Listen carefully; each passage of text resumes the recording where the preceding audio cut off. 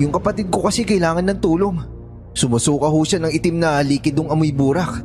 Lupay-pay na ho siya't namumutla. Diyos ko naman, iho. Kung ganun kinukulam ang kapatid mo. Isa sa mga naging babae mong nagpapakulam sa'yo. Siguro, nasaktan mo siya ng sobra at hindi niya matanggap ang ginawa mong pakikipaghiwalay sa kanya. Ibig sabihin, meron na lamang kayong 5 araw para maghanda bago ang araw na itinakda ng tanging.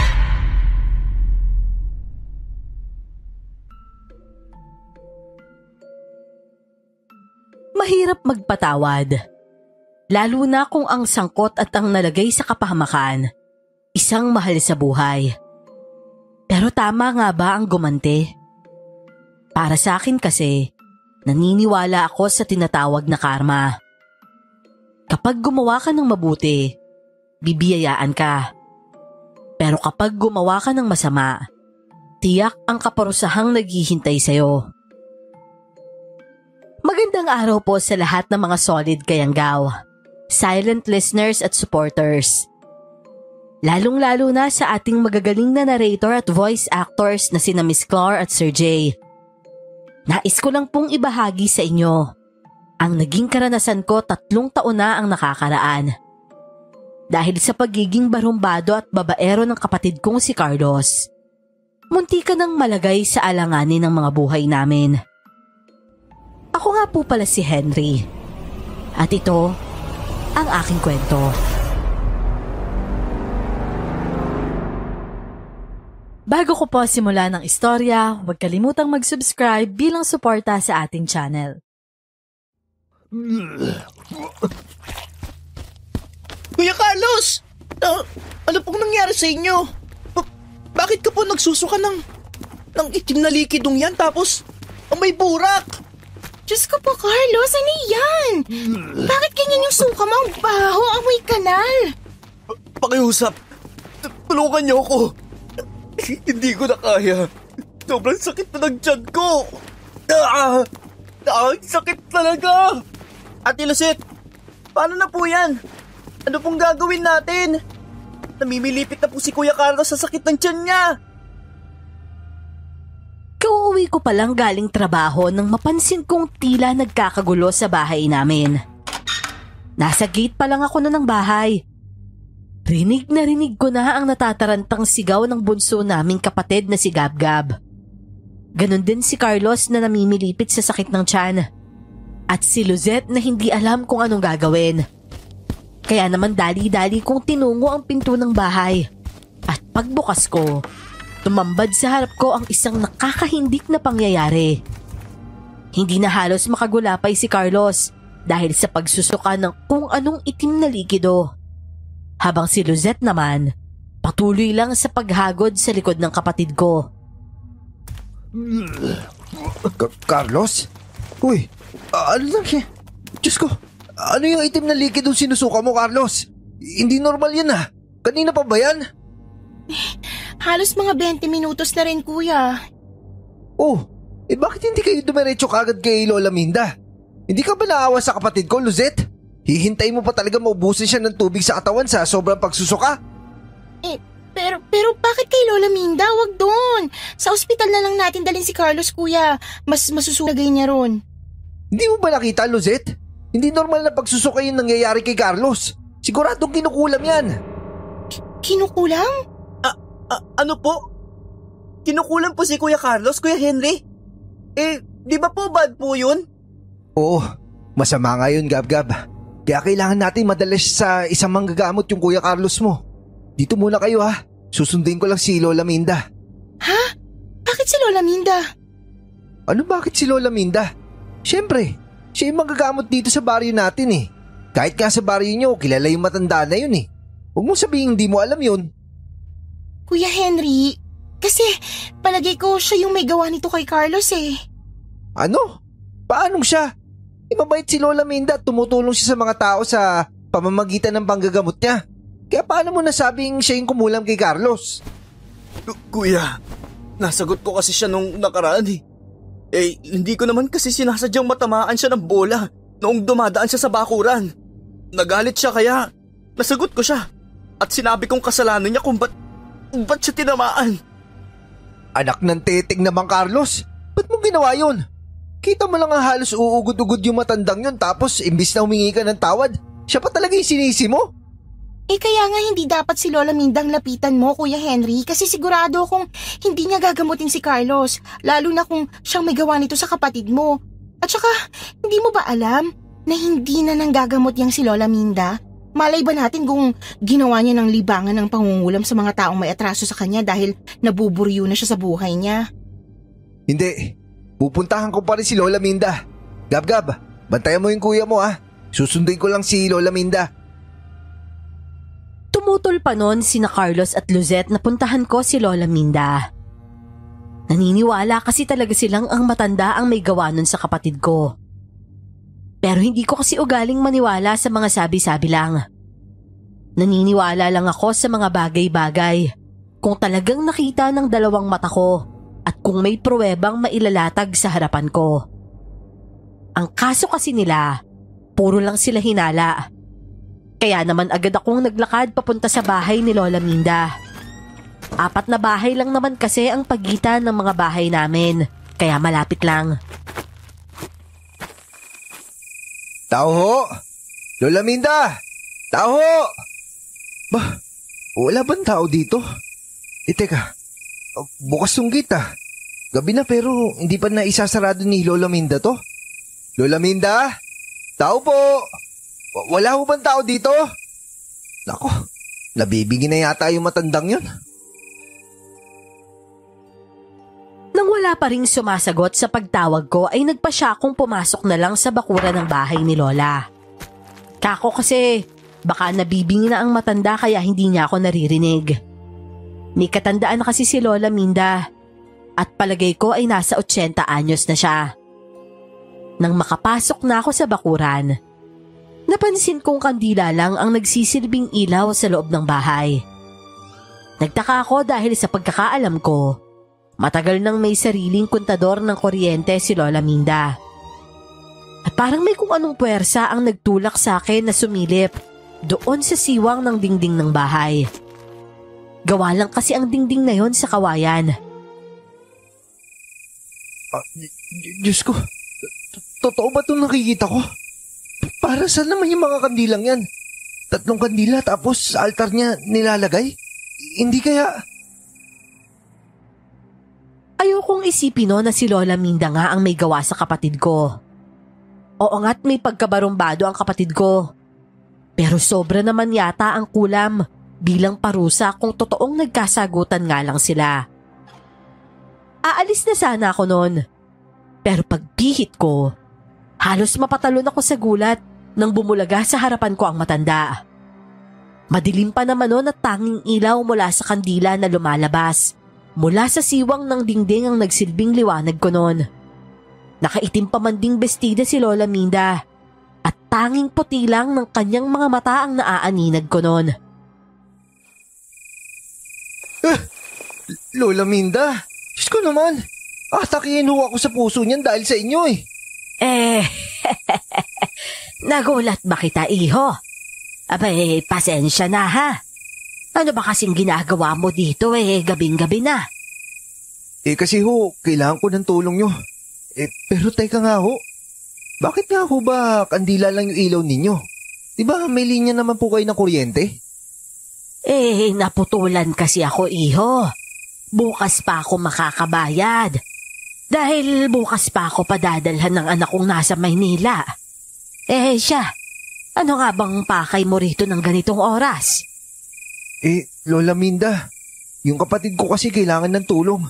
Sumusuka ho siya ng itim na likidong amoy burak. Lupay-pay na ho siya't namumutla. Diyos ko naman, iho. Kung ganun kinukulam ang kapatid mo. Yun na nga rin yung hinala ko, Lola Minda. Pero sino naman ho yung gagawa sa kanya nun? Maiging tanungin mo siya kung sinong nakaalitan niya bago mangyari sa kanya yon. Barumbado naman kasi talaga yung si Carlos Nabuyo ng barkada, kaya pati yung ugali niya, nagaya na sa mga barkada niyang kolokoy. Pero sobra naman po yata yung kulam na yan, Lola Minda. pwede niyo bang tignan yung kapatid ko? Pasensya ka na, iho. Hindi na kasi ako nanggagamot. Tingnan mo na matanda na ako. Hindi na kaya ng katawan ko yung mga ganyan. Yung mag-alis ng mga karamdaman ng mga tao. Ganun ho ba? Kung ganun, uuwi na po ako. Maraming salamat na lang po. Teka. Pero may kilala akong isang batikang manggagamot. Doon siya nakatira sa kabilang baryo. At Felicia ang pangalan niya. Maraming salamat ho. Sige ho, aalis na ho ako. Mabilis akong umuwi sa bahay habang nag-aalala sa sitwasyon ng kapatid ko. Pero pagdating ko naman doon, nagkakagulo na naman sila at nagsisigawan. Dali-dali akong pumasok sa bahay at nakitang nagyayakapan silang tatlo. Oh, ano na naman nangyari dito? Bakit para kayo nakakita ng multo dyan? Hindi po multo, kuya. Kung hindi isa pong bruha. Bruha? Ang bruha ang pinagsasabi mo? Kanina po nung umalis ako saglit para magbanyo, narinig ko po silang nagsisigawang dalawa. Dahil sa pagkataranta ko, hindi na nga ako nakatapos sa pag-ihi ko at nagmadali ka agad akong lumabas ng banyo. Ang sabi ni Gabgab, may nakita raw silang matandang babae na nakasilip dyan sa may bintana. Pero paglabas ko po ng banyo, wala naman ako nakita. Tapos, saka naman nagsuka ulit ng nagsuka tong si Carlos. Ha? Ano ba itsura nung matanda nakita niyo sa bintana? Sabog-sabog po yung mahaba at kulot niyang buhok. Tapos, nalilisik po yung mga mata niya habang nakatingin kay Kuya Carlos. Niyakap ko nga po si Kuya Carlos dun eh. Kasi po, baka kunin siya ng bruha. Anong suot ng matanda? Itim ba? Opo, kuya. Bigla ko agad naalala ang suot ni Lola Minda kanina nung magpunta ako sa kanila. Idagdag pa ang buhok niyang kahit nakapuyod ay halatang kulot at mahaba. Napapaisip tuloy ako kung nagkataon lang bang habang nangyayari ang takutan dito sa bahay. Saka naman wala roon si Lola Minda sa bahay niya. O talagang siya nga yung mangkukulam na tumatrabaho sa kapatid ko. Pero kahit may hinala na ako noon, hindi ko na lang sinabi sa mga kapatid ko para hindi na madagdagan palalo ang takot na nararamdaman nila. Kailangan ko pa rin mas makasiguro bago ako manghusga dahil alam kong mali ang magparatang na lang bigla. Oh, kamusta naman pakiramdam mo, Carlos? Medyo nawawala na yung pananakit ng sigmura ko. Nauuhaw ako. Gab, pakikuha nga yung kuya mo ng tubig. Oh, pero bakit ako? Natatakot po ako, kuya eh. Baka kasi mamaya, nasa kusina pala yung matandang bruha. Sus, nagdadailan ka lang eh. O sige na, ako lang kukuha. Kuya, ako na lang kukuha. Alam ko kasing pagod ka na sa trabaho eh. O sige, salamat Lucette ha. Love, ito ng tubig mo. Salamat, love. Hayaan mo, Carlos. Bukas na bukas, maghanap din tayo ng manggagamot. Oh, hindi ba? Sabi na sa'yo eh. Hindi ako tutulungan ni Lola Minda. Kasi nga, siya rin yung gumawa nito sa akin. Ano? Huwag kang mambintang, Carlos. Wala ka namang pruweba na siya talagang tumabaho sa iyo eh. Sa susunod kasi, mag-ingat ka naman sa mga kilos at pananalita mo. Kaya ka napapahamak eh. Talaga bang mas papanigan mo pang matandang yon kaysa sa sarili mong kapatid, Kuya Henry? Huwag ka nga makisali dito, Lucette. Isa ka din eh. Kung makapagsalita ka, parang siguro ka sa mga paratang mo sa kanya. Huwag mo kang bilugin yung ulo ng kapatid ko. Nagmamalasakit lang naman ako kay Carlos, Kuya Henry. Nakakasakit ka naman ang damdamin Kuya. Mahal ko lang kasi talagang boyfriend ko. At ayaw kong may mangyaring masama sa kanya. Shhh! Tahan na, love. Kuya naman, wag mo namang bastusin si Lucette at sa harapan ko pa talaga. Babae siya, kuya. Baka nakakalimutan mo. Hiyang-hiya naman ako sa'yo, no? Papalit-palit lang ng babae. Halos buwan-buwan na lang. May bago kang pinapakilala sa amin ni Gab-Gab. Gawain ba yun ng matinong lalaki? Uy mga kuya, wag na po kayo mag-away. Peace naman kumalma lang kayo. Ay, pasensya na Gab-Gab. Sorry na, Luzette, Carlos. Nadala lang ako ng emosyon ko. Si Lola Minda kasi. Siya lang kasi yung nagmamalasakit sa atin simula nung mamatay sila nanay at tatay. Tsaka wala pa tayong pruweba na siya yung gumawa niyan sa'yo. Kaya nga bukas sa bukas, maghanap tayo ng manggagamot. Hindi na umuwi si Luzette ng gabing yon dahil wala nang masasakyan papunta sa baryo nila. 10:00 na rin kasi yon at kapag ganong oras, delikado nang bumiyahe ng mag-isa, lalo pat babae siya. Pero hindi ko hinayaang magtabi sila ni Carlos sa isang kama. Bukas ka na lang umuwi, Luzette. Gabing-gabi na eh. Baka mapaano ka pa sa daan. E di cargo de konsensya ka pa namin. Doon ka muna sa kwarto ni Carlos matulog. Salamat po, kuya. Oh. Saan ka pupunta, Carlos? Ha? Di syempre sa kwarto ko. Saan pa ba? Aba, hindi pwede yun. Doon ka sa kwarto ni Gab-Gab. Ayoko kuya. Nanananday kaya si Kuya Carlos. Ang liit ko na nga tapos tatadyakan niya pa ako. Maliit?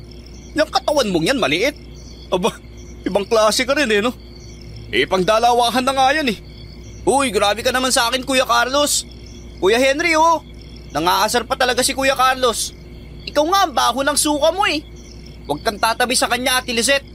Amoy inborn na lang hininga ni Kuya Carlos panigurado. Yak, kadiri. Ang cute niyo talaga magkapatid, no? Siya lang ang cute. Kasi ako, guwapo ako. O hindi ba, Gab-Gab, cute ka? Para ka kasing bake. Tignan mo yung ugali mo, Carlos. Kaya ka napaparusahan Kung ano na lang kasi yung lumalabas dyan sa bibig mo. Kasing baho nga talaga na imbornal yung bunganga mo. Sige lang, pagkaisahan nyo lang ako. O Gab-Gab, doon ka sa kwarto ni Kuya Henry matutulog ha. Ako muna ang gagamit ng kwarto mo. Carlos babantayan kita, umayos ka.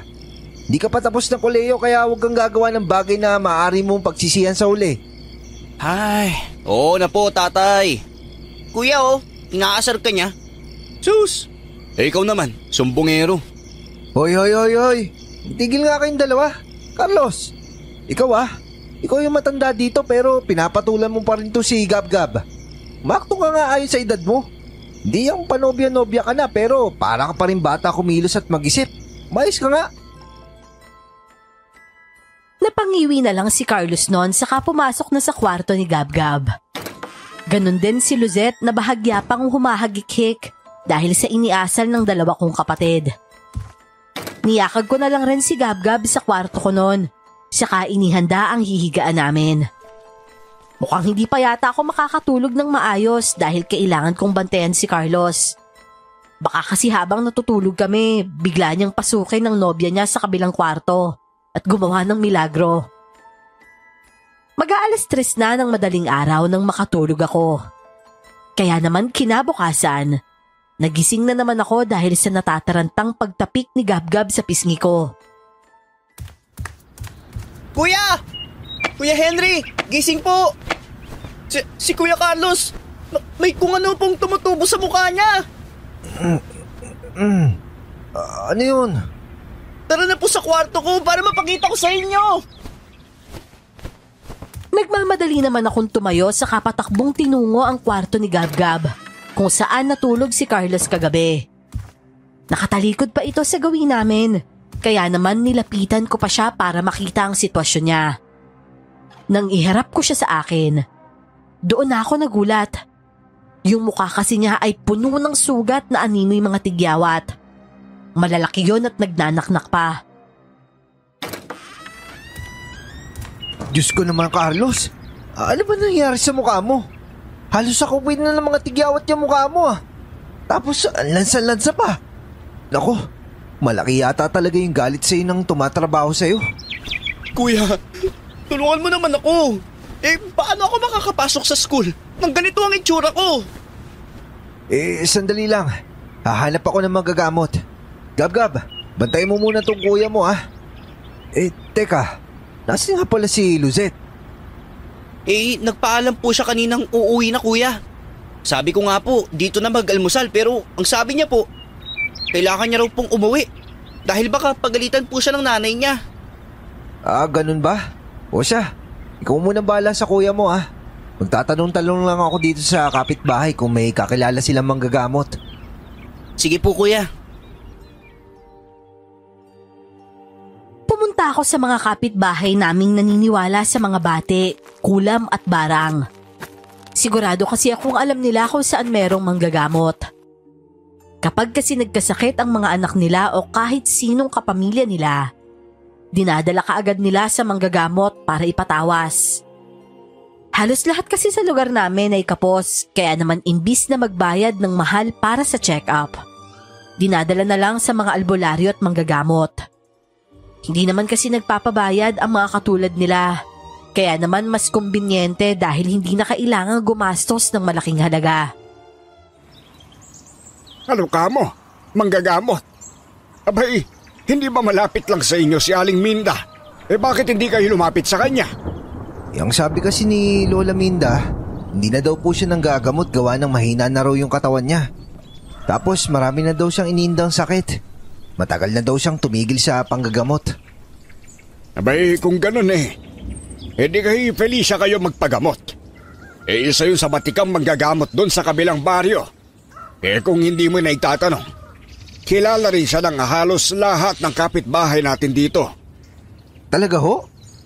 Kung ganun ho, siya siguro yung Felicia na nirekomenda sa akin ni Lola Minda kagabi. Oo, siya nga talaga yun. O bueno, mauna na ako at kailangan ko pang pumunta sa bayan. Bibili pa kasi ako ng feeds para sa mga alaga kong baboy Ganun ho ba?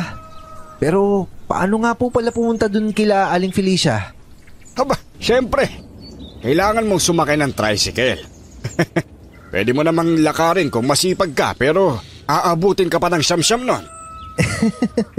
Mang Padu naman ang ibig ko hong sabihin, ano ho bang sasabihin kapag pupunta doon? Mahirap po kasi baka maligaw kami. Sa hindi niyo oras tsaka pamasahe. Ay, basta bilhin mo na lang kina Felicia. Bantog yun doon sa lugar nila. Kaya imposibleng hindi siya makikilala ng mga tricycle driver. Doon ka sa bayan sumakay. Sa gilid ng bagsakan yun ng terminal ng tricycle na pupunta roon sa kanila. Basta yung mga kulay green lang na tricycle na may pangalang Haktoda ang sakyan mo. Sige ho, Mang Pado. Maraming salamat ho Nagmamadali akong umuwi nun saka pinagbihis ang mga kapatid ko. Ako naman, naligo na rin saka nagbihis. Pagkatapos ay kumain muna kami dahil baka mahirapan nga kami sa paghahanap sa bahay ni Aling Felicia. Mabuti na yung handa kaysa naman magutom kami sa daan mamaya. Carlos, yung pinagubaran mo, akin na yun. Oh, bakit naman? Aanhin mo kuya. Ang baho na nun Huwag na maraming angal dyan. Kailangan yun sa pagtatawas na gagawin mamaya ng manggagamot. Ganun pala yun? Pero bakit pinaghubaran? Bakit ako yung tinatanong mo? Manggagamot ba ako? Paano mo naman nalamang kailangan pa nun kung hindi mo naman alam kung bakit? Basta, makinig ka na lang sa akin nang makaalis na tayo. Baka mamaya, bigla ka na lang magsuka dyan. Oo na, ito na. Oh, amoy pawis at suka pa yan. Balahura ka talaga kahit kailan. At least mabango. May pawis at suka ba na mabango? Maasim yun tsaka kadiri. Mas maasim ka naman, no? Uy, di ba talaga kayo titigil dalawa? Naririnig na ako sa ingay nyo, alam nyo ba yun? Ikaw, Carlos, tanda-tanda mo na pero pinapatulan mo pa rin si Gab-Gab. Hindi ko tuloy makuha kung ano ba talagang nakita ng mga babae sa'yo tapos habol pa sila ng habol sa'yo. Isip bata ka naman. Kuya, kasalanan ko bang gwapo ako at artistahin? Alam mo naman ang mga babae ngayon. Makakita lang ng gwapo parang sinisilihan na ang mga pang-upo. Ang tanong, magugustuhan ka pa rin ba nila ngayon sa itsura mong yan? Dahil sa sinabi ni Gab-Gab ay agad namang natahimik si Carlos. Ako naman, niyaya na lang sila na umalis na. At ilang saglit pa, nasa bayan na kami at nasa paradahan na ng tricycle, papunta sa kabilang baryo. Totoo nga ang sinabi ni Mang Pado. Kilalang kilala nga si Aling Felicia bilang isang manggagamot sa lugar. at kalahating oras pa ang lumipas bago kami nakarating sa bahay ng manggagamot. Nasa dulo pa kasi yon at ang daraanan ay may tubuhan sa magkabilang gilid. At doon ko lang nalaman na nasa loob pala ng isang hasyenda ang bahay ni Aling Felicia. Isang bahay na yari sa kawayan. Sawali at pawid ang itinuro sa amin ng tricycle driver. Tao po! Tao po! Aling Felicia, nandyan po ba kayo? Ang tahimik naman dito, kuya. Parang nakakatakot dito paggabi. Tsaka, tignan mo, nag-iisa lang tong bahay sa loob ng hasyenda. Ay, nako, Gab-Gab. Kung ano-ano na lang talaga napapansin mo, no? Oo, yung dalawa. Tama na yan. O mamaya, saan naman mapunta yung iringan yung dalawa, Ilang saglit pa ay bumukas na rin ang pinto at lumabas doon ang isang magandang babae. Morena siya at may maliit na muka. Yun nga lang, halatang hindi siya nag-aayos dahil lang buhok niya.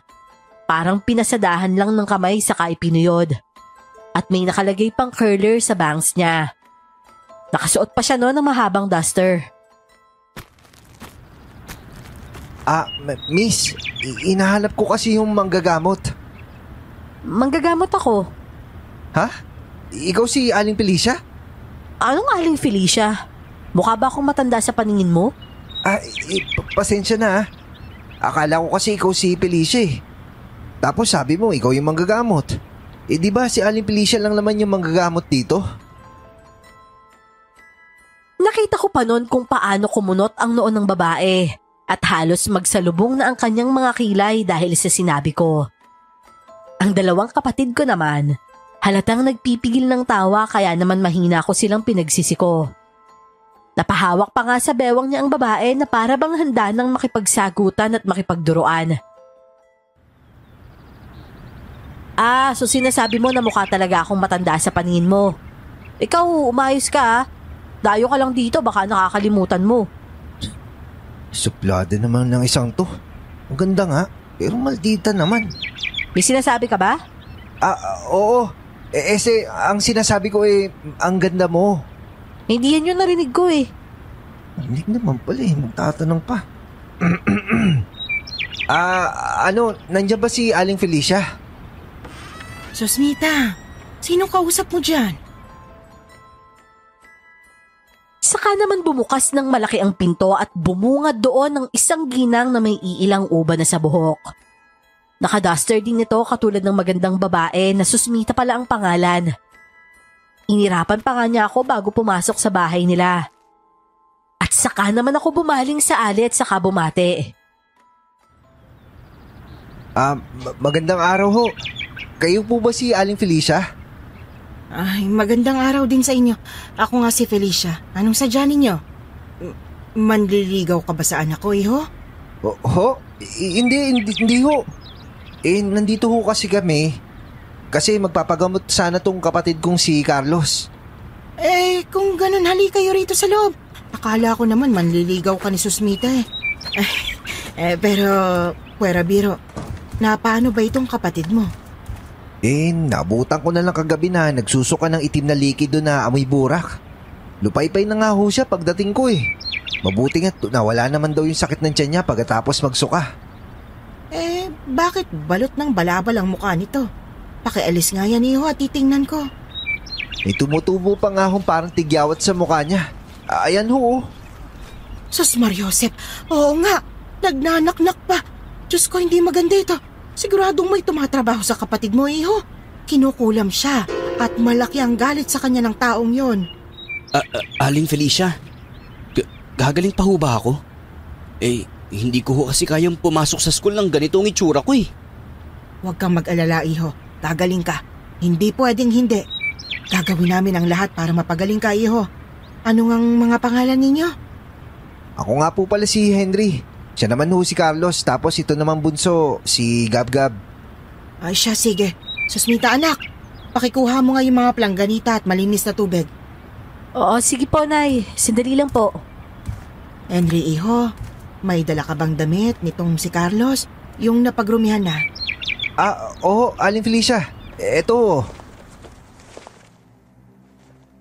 Nang maibigay na ni Susmita kay Aling Felicia ang plangganita at malinis na tubig, inilagay ng ginang ang napagrumihang damit ni Carlos doon. Pagkatapos ay pinigaan niya yon at saka siya nagsindi ng kandila. Ipinatak niya ang tunaw ng kandila sa tubig hanggang sa may mabuong porma roon. Nang kunin naman yon ni Aling Felicia, itinutok niya yon sa liwanag ng kandila. Isang matanda, babae. Siyang kumukulam sa'yo, iho. Hindi ho kaya yun ang nakita namin ni Kuya Carl sa bintana kagabi, Kuya Henry? Matandang babae kasi yun eh. Ano ka mo? Binisita kayo? Abay, nakakabahala yun kung ganun. Ang matanda kasing ito, hindi lang siya basta mangkukulam. Isa rin siyang aswang. Ano? Aswang? Oo, at malaki ang galit nito sa kapatid mo. Carlos, iho, may naaalala ka bang nakaalitan o nakasamaan mo ng loob nitong mga huling araw? Marami pong galit dyan, Aling Felicia. Palikero po kasi ang si Kuya eh. Ang daming babae. Uy, tumahimik ka nga. Ikaw ba si Carlos ha? Bakit ikaw mo sumasagot? Sinasabi ko lang naman po ang totoo eh. Alam ko naman kasing hindi mo sasabihin sa kanila ang lahat. Natawa na lang si Aling Felicia noon dahil sa sinabi ni Gab-Gab. Madaldal kasi talaga ang bunso naming yon. At siya rin talaga ang taga-sumbong sa akin ng mga pinaggagawa ni Carlos. Kadalasan kasi si Gab-Gab ang nakakahuli sa kanya na iba-iba ang kasamang babae. Pero Gab, kahit alam mo na yung ginagawa ng Kuya Carlos mo, hindi pa rin magandang tignan na sumasabat ka sa usapan ng matatanda ah. Huwag ka sasagot kapag hindi naman ikaw yung tinatanong dahil nakakabastos yun. O yan! Makinig ka dapat kay Kuya Henry. Hindi yung parang ikaw pa ang mas matanda sa ating dalawa. Baka paglaki mo, mas malala ka pa pala sa akin eh. Baka nga magulat na lang kami na isang araw ang dami man na palang panganay sa iba't ibang babae. Aray! Kuya naman eh. Bakit ka naman nambabatok? Yang bibig mo talaga kahit kailan no? Di mo ba kayang ipreno yan? Tama bang sabihin yung mga ganyang bagay sa isang bata? Sorry naman. Grabe ka naman makabatok eh. Parang matatanggal naman ang ulo ko sa bigat ng kamay mo. Ay nako, ang mabuti pa, iwan na muna natin sila dyan. Halika nga rito, Gab-Gab. May bayabas doon sa likod ng bahay. Gusto mo ba? Ikukuha kita. Wow talaga po ate! Naku, ang bait mo naman po. At ang ganda mo pa. Sige po, tara na po. Paborito ko po yung bayabas eh. Tsaka sakto, malalaking variety yun kaya mananawa ka talaga sa pagkain. Mabuti pa nga, Susmita. Hindi rin kasi maganda na marinig ng batang mga sasabihin ko kay Carlos at baka matakot siya. Sige na, isama mo na muna siya ron. Hindi ko maiwasang mapangiti noon dahil sa ginawa ni Susmita. Iba kasi talaga ang impact sa akin kapag ang isang babae mahilig sa bata. Kumbaga, marunong siyang makisama at alam niya kung paano mapaamo ang isang bata. Pakiramdam ko kasi magiging isa siyang mabuting ina pagdating ng araw. May mga babae kasi talagang parang allergic sa mga bata dahil nga makukulit. Pero iba si Susmita, kaya napahanga niya talaga ako. Parang kakaiba yung mga ngiti mo, kuya. O ano? Crush mo si Ate Susmita, no? Ha? Anong crush naman pinagsasabi mo dyan? Hindi no, manahimik ka na nga lang dyan.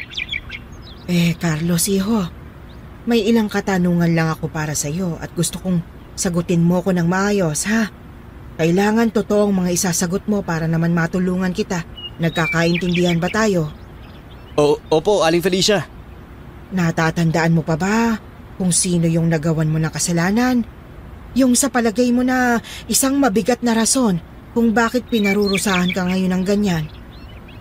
Sa pagkakatanda ko ho, wala naman ho. Oo, may mga babae akong hiniwalayan pero lahat sila, hiniwalayan ko ng maayos. Ayaw nila sa desisyon ko pero alangan namang pilitin ko yung sarili ko. Kung ayaw ko na talaga sa kanila, hindi ba? Mas lalala pa ang sitwasyon kapag ganon. Kasi ikukulong ko lang ang sarili ko sa isang relasyon na wala namang pagmamahal? Nagkatinginan na lamang kami noon ni Aling Felicia. Alam ko kasing mali talaga ang ginagawa ng kapatid ko. Kumbaga, kung magpapalit-palit kasi siya ng nobya, pinakamatagal na ang 1 buwan. Napahilamos na lang ako noon sa mukha ko dahil kahit ako, nahihiya sa asal ng kapatid ko. Iho, ang pakikipagrelasyon, hindi yan parang pagkain na kapag ayaw mo na itatapon mo na lang basta. At lalong ang mga babae, hindi yan damit na papalitan mo na lang basta. Sasapantaha ko, isa sa mga naging babae mong nagpapakulam sa'yo. Siguro, nasaktan mo siya ng sobra at hindi niya matanggap ang ginawa mong pakikipaghiwalay sa kanya. Ano ho ba ang dapat kong gawin? Alangan namang balikan ko pa sila. At saka, hindi ko naman alam kung sino nga yung nagpakulam sa akin. Bakit hindi mo sila kausapin isa-isa? Nako, mahirap po yan, Aling Felicia. Di na nga yata siguro mabilang sa kamay niya yung naging nobya niyan eh. Saka po yung iba, taga-ibang baryo pa yun. Yung iba, LDR. At yung iba, lumipat naman sa ibang lugar. Ay nako, mahirap nga yan. Pero sino bang naiisip mo na naging karelasyon mong nasaktan mo lang sobra? Yung tipong nagmakaawa sa'yo para lang wag mo siyang hiwalayan. Teka ho. Nangunot pa ang noo ni Carlos habang kinakalkal sa isip niya ang mga naging nobya niya.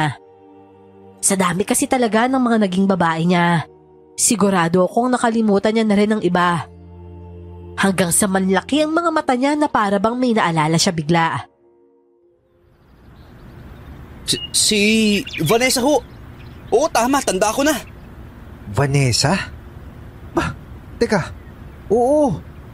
Siya yung babae lagi pumunta sa bahay natin dati. Tapos ayaw umalis kahit anong sabi ko na wala ka dun. Di ba siya yung pinagtataguan mo dahil ayaw kang lubayan ka mo? Oo kuya, siya nga yun. Ay Diyos ko. Ano na kung gagawin ko, Aling Felicia? Bakit hindi mo subukang puntahan siya at kausapin? Humingi ka ng tawad sa nagawa mong pananakit sa damdamin niya.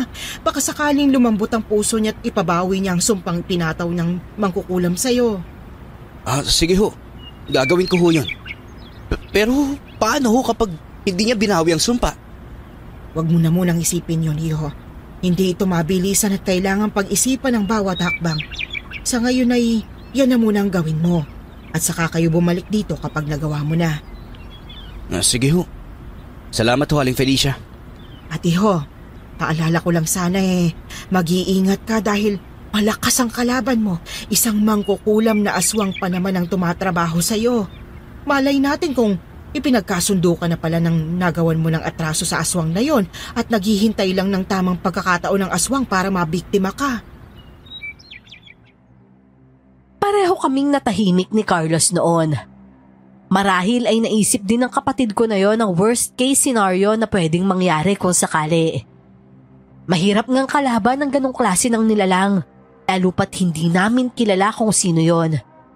Baka nga isa pa yon sa mga nakakasalumuha namin sa baryo.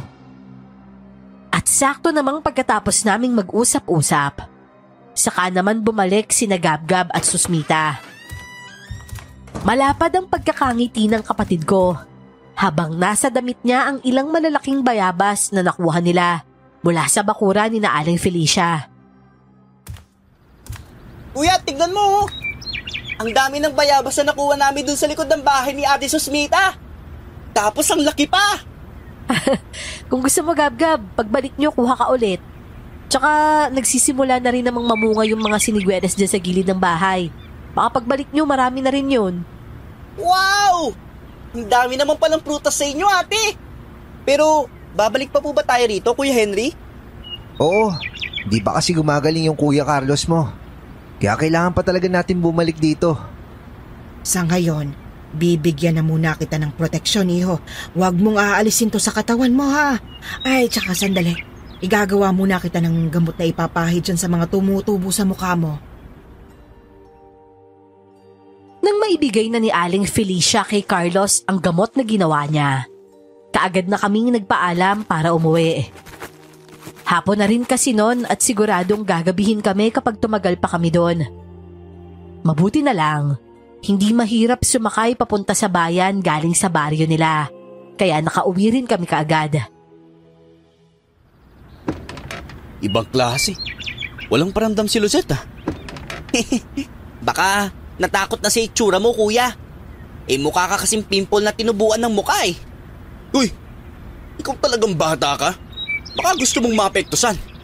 Oo, ano naman yan? Kayong dalaw naman talaga oh. Para kay aso't pusa ah. Carlos, tulungan mo kaya ako maghanda ng hapunan no?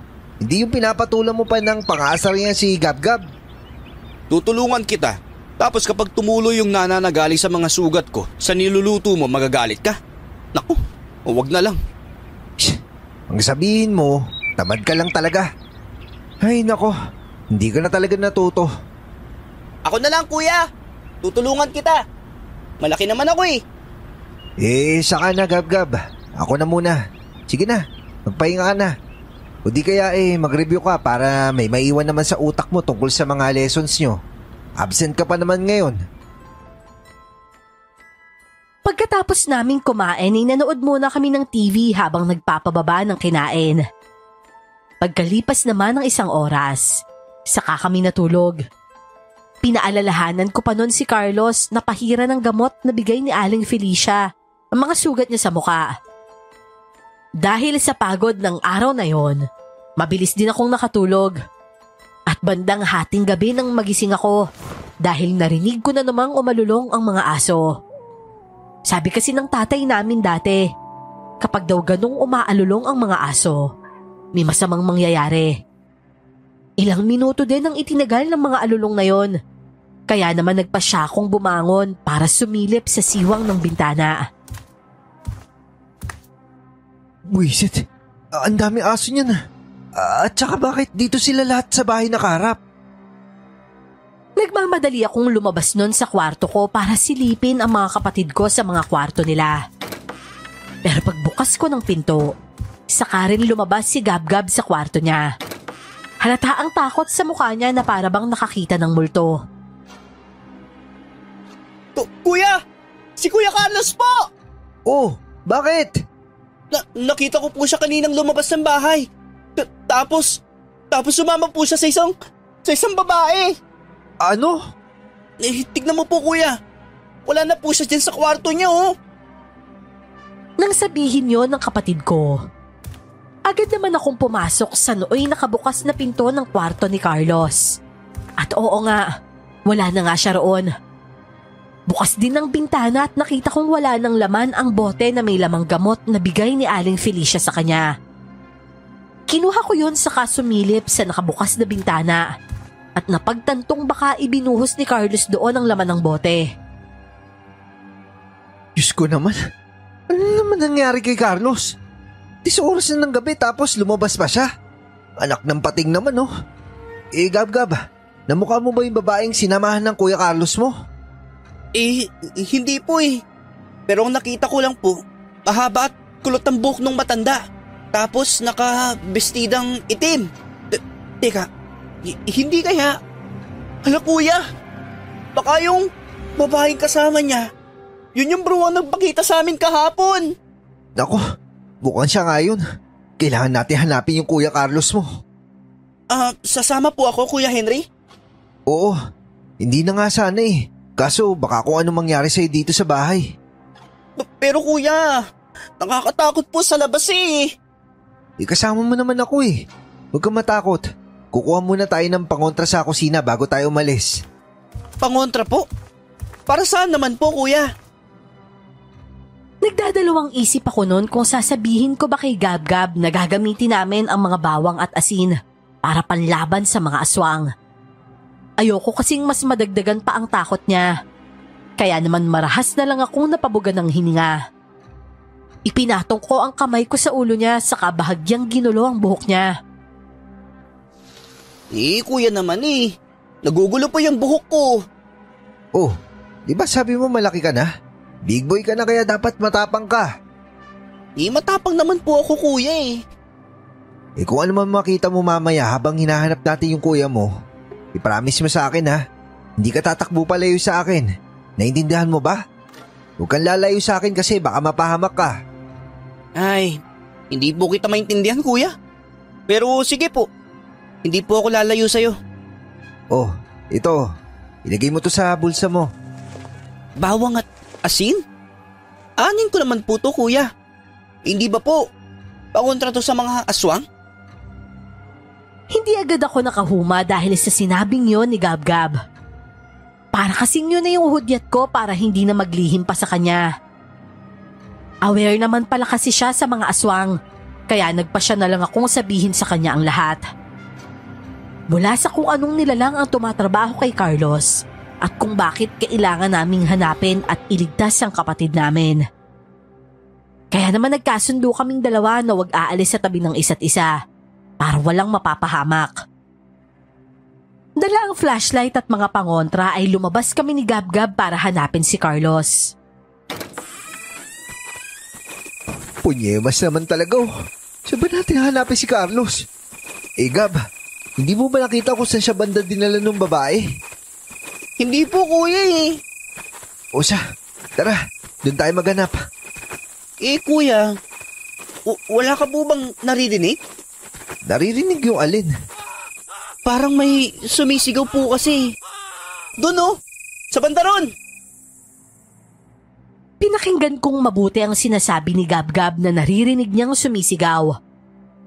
Nanlaki pa ang mga mata ko noon nang maulinigan ng isang boses ng lalaki. Kung hindi ako nagkakamali, boses yun ni Carlos. Kaya naman dali-dali kong niyakag si Gab-Gab patungo sa pinanggagalingan ng sigaw. At doon nga namin nakita si Carlos. Nakasalampak sa lupa habang takot na nagsisisigaw. Nakatayo naman hindi kalayuan sa kanya si Lola Minda. Tumayo ka sa akin, matanda ka! Layo! Iho, sandali lang naman. Huminahon ka na muna at nagkakamali ka sa iniisip mo. Hindi ako nagkakamali, Lola Minda. Alam kong ikaw ang may gawa nito sa akin. Ikaw ang kumukulam sa akin. Sabihin mo, ikaw yun, di ba? Hindi ko nga alam kung paano ako nakarating sa lugar na to eh. Akala ko natutulog lang ako kanina sa kwarto. Tapos biglang, nandito na ako. Tapos kaharap na kita. Paano niyo may papaliwanag yun? Pero iho, makinig ka muna sa akin. Lola Minda, ano ang ginagawa sa kapatid ko? Layuan niyo siya! Henry, sandali lang naman. Pakinggan niyo muna ako. Nung una, nagdadalawang isip pa ako na baka hindi totoo yung paratang nila sa'yo. Pero ngayon, kitang-kita ko na mismo sa dalawang mata ko na mas lumakas ang ebidensya laban sa inyo, Lola Minda. Kaya kung maaari ho, pakialis na ho yung sumpa ng kapatid ko. Nagkakamali ka, iho. Hindi ako ang may gawa niyan sa kanya. Maniwala naman kayo sa akin. Lumabas lang ako dahil nakaramdam ako ng kakaiba sa paligid. Tapos nakita ko itong si Carlos sa labas ng bahay ko at nakatulala siya. Huwag na ho kayong magsinungaling, Lola Minda. Bakit hindi niyo na lang aminin na ikaw ang mangkukulam? Kaya nga ayaw niyo akong gamutin, di ba? Kasi ikaw din ang may gawa nito sa akin. Hindi nga sabi ako ang gumawa sa iyo niyan. Dahil wala naman akong kaalaman sa itim na karunungan. Kung hindi ho kayo, sino ang gagawa nun sa kapatid ko? Bakit hindi siya ang tanungin mo? Dahil kasi sa ugali ng batang yan kaya siya napapahamak. Huwag ka na magkasaya ng oras na magtanong sa matandang yan, kuya. Wala rin naman tayong mapapala. Dahil gusto niya talaga akong pahirapan. Isipin mo na ang gusto mong isipin, iho. Basta't sinabi ko na sa'yong wala akong kinalaman sa pangyayari sa'yo.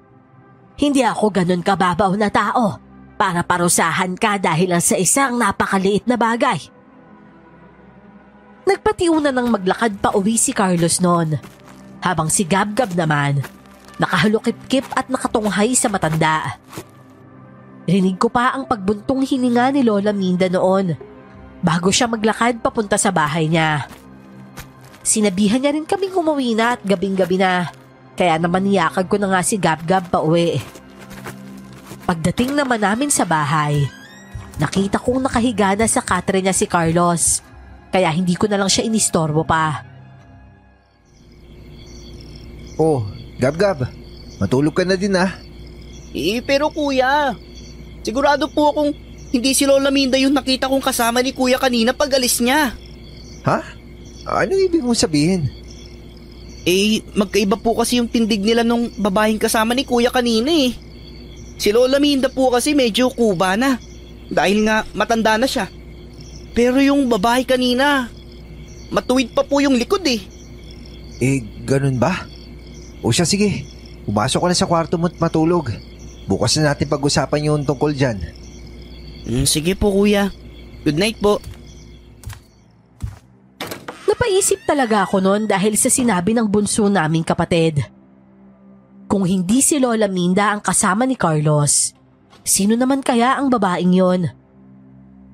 Hindi ko na alam kung gaano pa ako katagal na nakatunganga lang sa kisame bago ako tuluyang igupo ng antok. Kaya naman ang sumunod na araw, nagising na lang ako na wala na si Carlos sa bahay. Oh, Gab-Gab, nasaan yung Kuya Carlos mo? Kanina pa po umalis kuya eh. Ang sabi niya po, may pupuntahan lang siya. Sinabi naman ba kung saan siya pupunta? Hindi eksakto kuya eh. Ang sabi niya lang po kasi, pupuntahan niya raw yung bahay nung ex niyang si Vanessa. Baka hingi ng tawad dahil sa mga nagawa niya dun sa babae. Kaya ikaw, Gab, umayos ka. Ayoko malaman na ginagawa mo rin yung mga ginagawa ng Kuya Carlos mo. Mas mabigat yung kapalit na karma nun, sinasabi ko sa'yo. Parang tinatakot niya naman po ako kuya eh. Hindi no, nagsasabi lang ako ng totoo. Tanda mo pa ba yung golden rule? Don't do unto others what you don't want others do unto you. Yan, tama. Mabuting tanda mo pa. Alam mo kasi, Gab, may mga tao talagang hindi makapaghintay ng karma na yung gumanti para sa kanila. Kumbaga, mas gusto nilang sila mismo yung gaganti. Tapos magpapahirap sa mga nakagawa na atraso sa kanila. Di uso sa kanila yung magpapatawad ka agad. Sige po kuya, tatandaan ko po yan. At saka, ayaw ko pong matulad kay Kuya Carlos no. Ang pangit ng ginawa sa kanya. Bumagay tuloy yung mukha niya sa ugali niya. Parehong masama eh. Gaba, hindi magandang pakinggan yan. Kahit naman ganun yung kuya mo, mahal ka pa rin nun. Tsaka mas matanda yan sa'yo kaya dapat igagalang mo pa rin siya. Matatanda lang po ba ang dapat igalang kuya? Paano naman po kami mga bata? Makukontento na lang po ba kami sa pangaasar at panunuyan ng iba kasi mas matanda sila sa amin? Napabugan na lang ako ng hangin noon dahil sa mga tanong ng kapatid ko. At oo nga naman, ang paggalang at pagrespeto hindi lang naman talaga limitado sa mga matatanda. Dapat pati bata iginagalang din.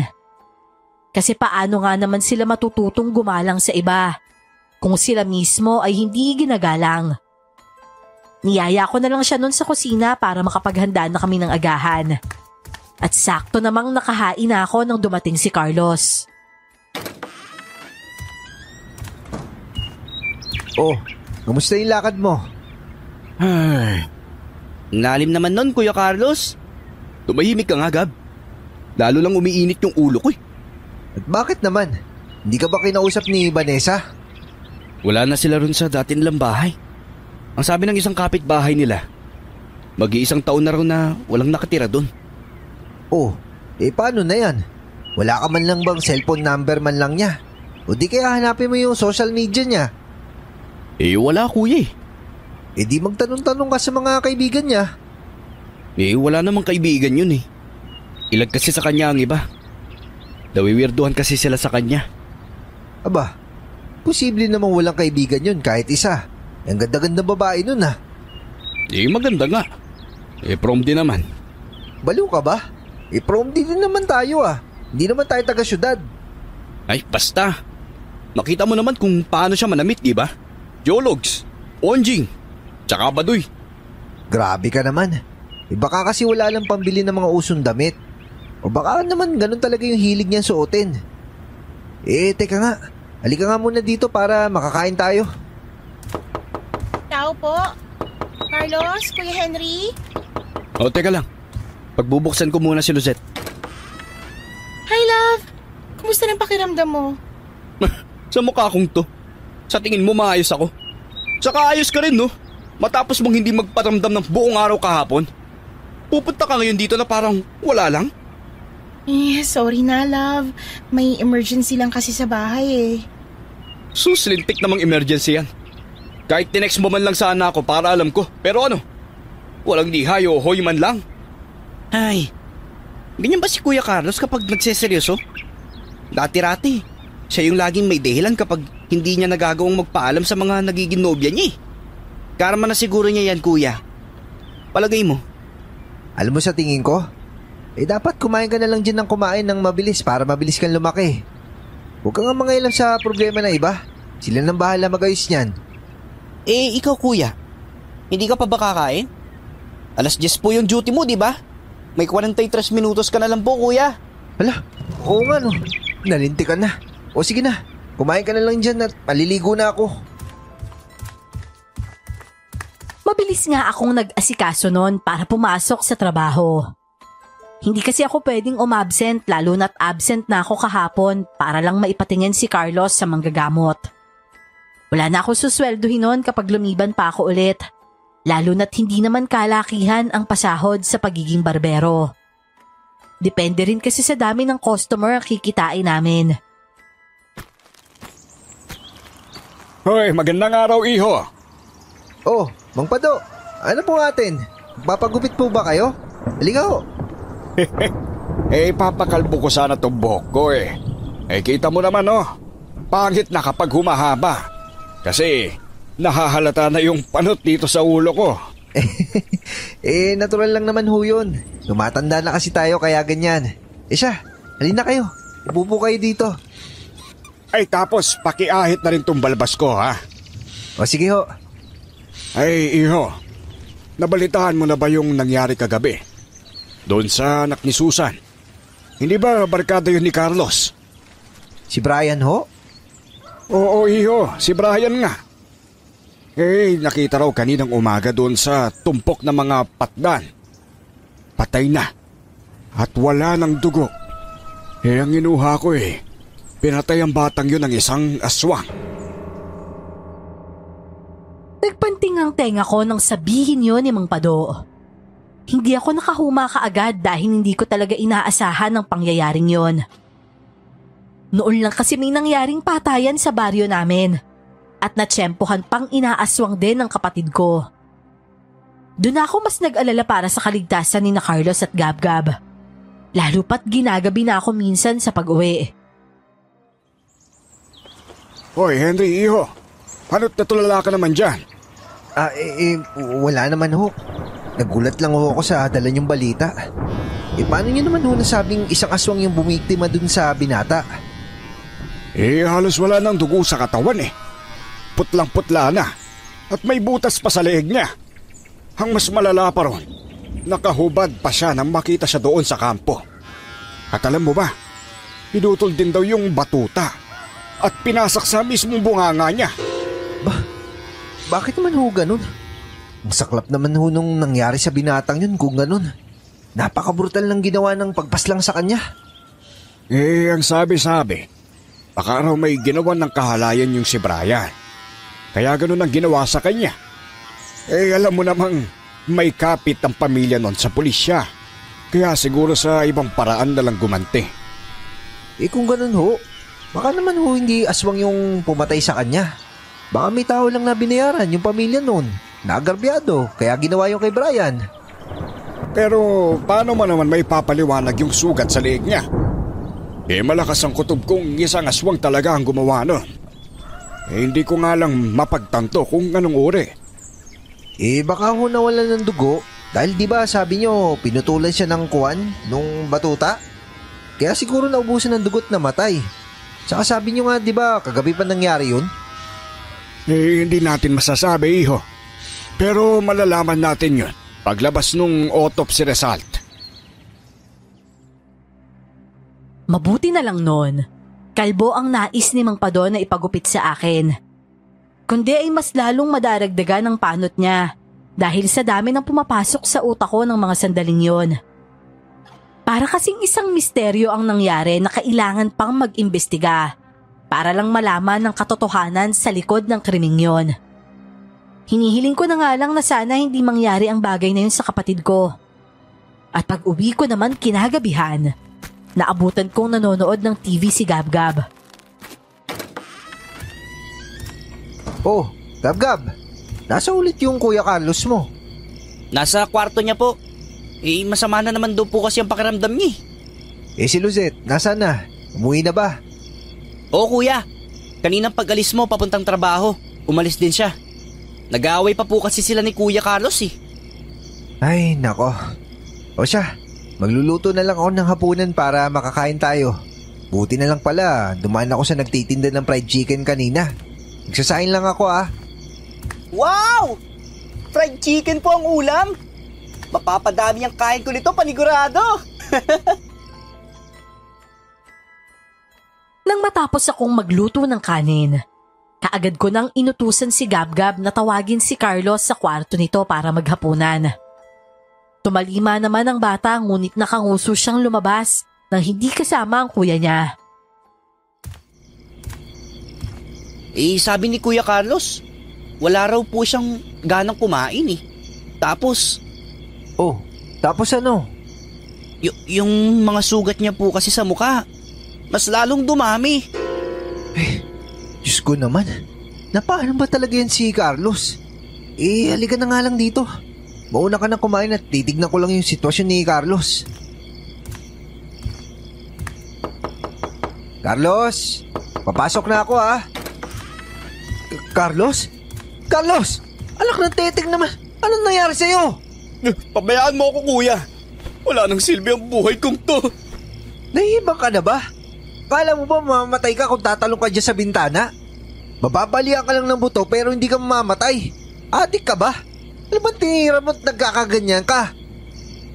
Kuya, patawarin mo ako. Hindi ko sinasadya. Hindi ko sinasadya yun kuya. Hindi ko alam na ganun ang mangyayari. Pinagkaisahan nila ako. Binablockmail nila ako. Wala akong magawa, kuya. Teka nga, Carlos. Ano bang pinagsasabi mo? Hindi kita maintindihan. Si Brian.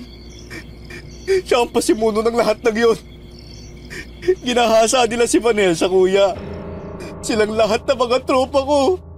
Wala akong kasalanan. Hindi ko sinasadyang ipahamak si Vanessa. Diyos ko. Ano? Carlos naman. Hindi ko na alam kung ano mararamdaman ko o isipin ko. Ano ba? Ibig sabihin, totoo nga may hinalay si Brian kaya siya pinatay? Oo, kuya. At alam kong kaya ako nagkagalito. Dahil gusto niya akong pahirapan. Kuya, hindi ko man lang siya nagawang ipagtanggol. Hindi ko man lang naprotektahan si Vanessa. Tapos hiniwalayan mo pa siya? Alam mo ba kung gaano kasakit yung bagay na yun para sa kanya ha, Carlos? Kung kailangan ka niya saka ka pa lumayo sa kanya, saka mo pa siya hiniwalayan? Ayoko sabihin to sa'yo pero ang tanga-tanga mo. Alam mo ba kung anong tawag sa'yo? Duwag! Dahil papatay nila ako, kuya. Alam mo ba may kapit sa mga otoridad ng pamilya ni Brian? Kayang-kaya nilang kumuha ng tao para ipapatay ako anumang oras nilang gustuhin. At alam mo kung anong mas ikinakatakot ko? Natatakot ako. Napakaidamay nila kayo ni Gab-Gab. Hindi ko yung matatanggap, kuya. Mumultuhin ako ng konsensya ko habang buhay kapag may nangyari masama sa iyo ni Gab-Gab. Kahit ako, napaiyak na rin dahil sa panlulumo. Napakabigat pala ng dinadala ng kapatid ko. Pero wala man lang akong kaalam-alam.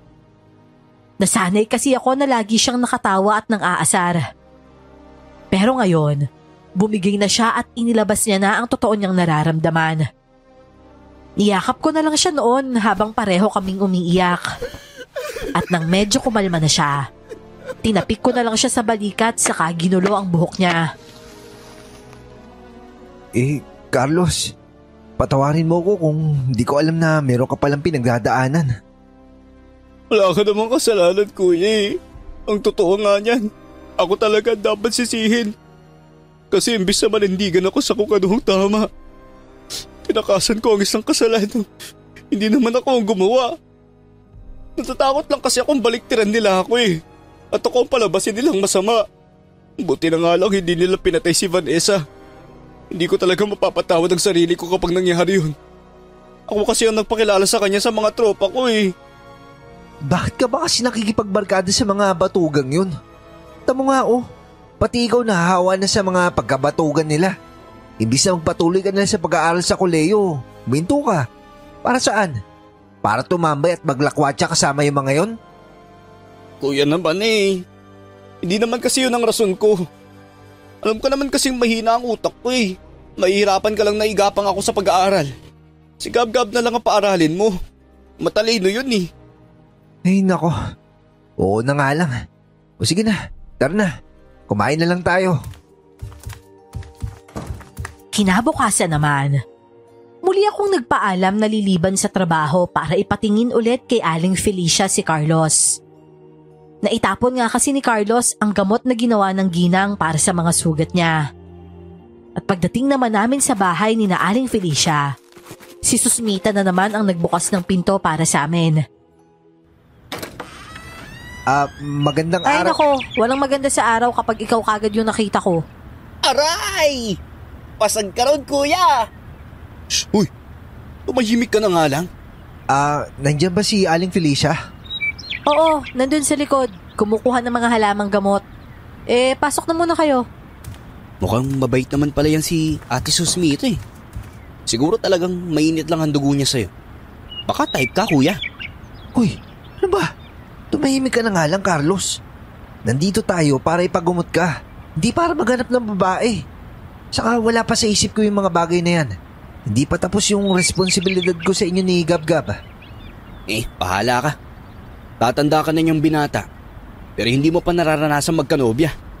2 years na lang Lagpas ka na sa kalendaryo. Aba, galaw-galaw din kuya. Hoy, kayo. Ano ba pinagbubulungan nyo dyan? Para kayong mga bubuyog Pasensya na mga iho. Andito pala ulit kayo. Oo. Para po kasing lumalala lalo yung sugat ni Carlos sa muka Hindi nyo ba sinunod yung bilin ko? Papahira ng gamot ang sugat pagkatapos maligo sa umaga at bago matulog sa gabi. Yun na nga Naitapon kasi ni Carlos yung gamot. Abay, paanong naitapon? Carlos, ikaw na nga magkwento kay Aling Felicia. Ikinuwento nga ni Carlos kay Aling Felicia ang nangyari nung gabing yon. Ang sabi niya, ang huli niya raw na natatandaan ay natutulog siya sa kwarto niya. Tapos paggising niya, kaharap niya na si Lola Minda at nasa labas na siya ng bahay ng matanda. Kita ko ang pagseryoso ng mukha ni Aling Felicia dahil sa revelasyon ng kapatid ko.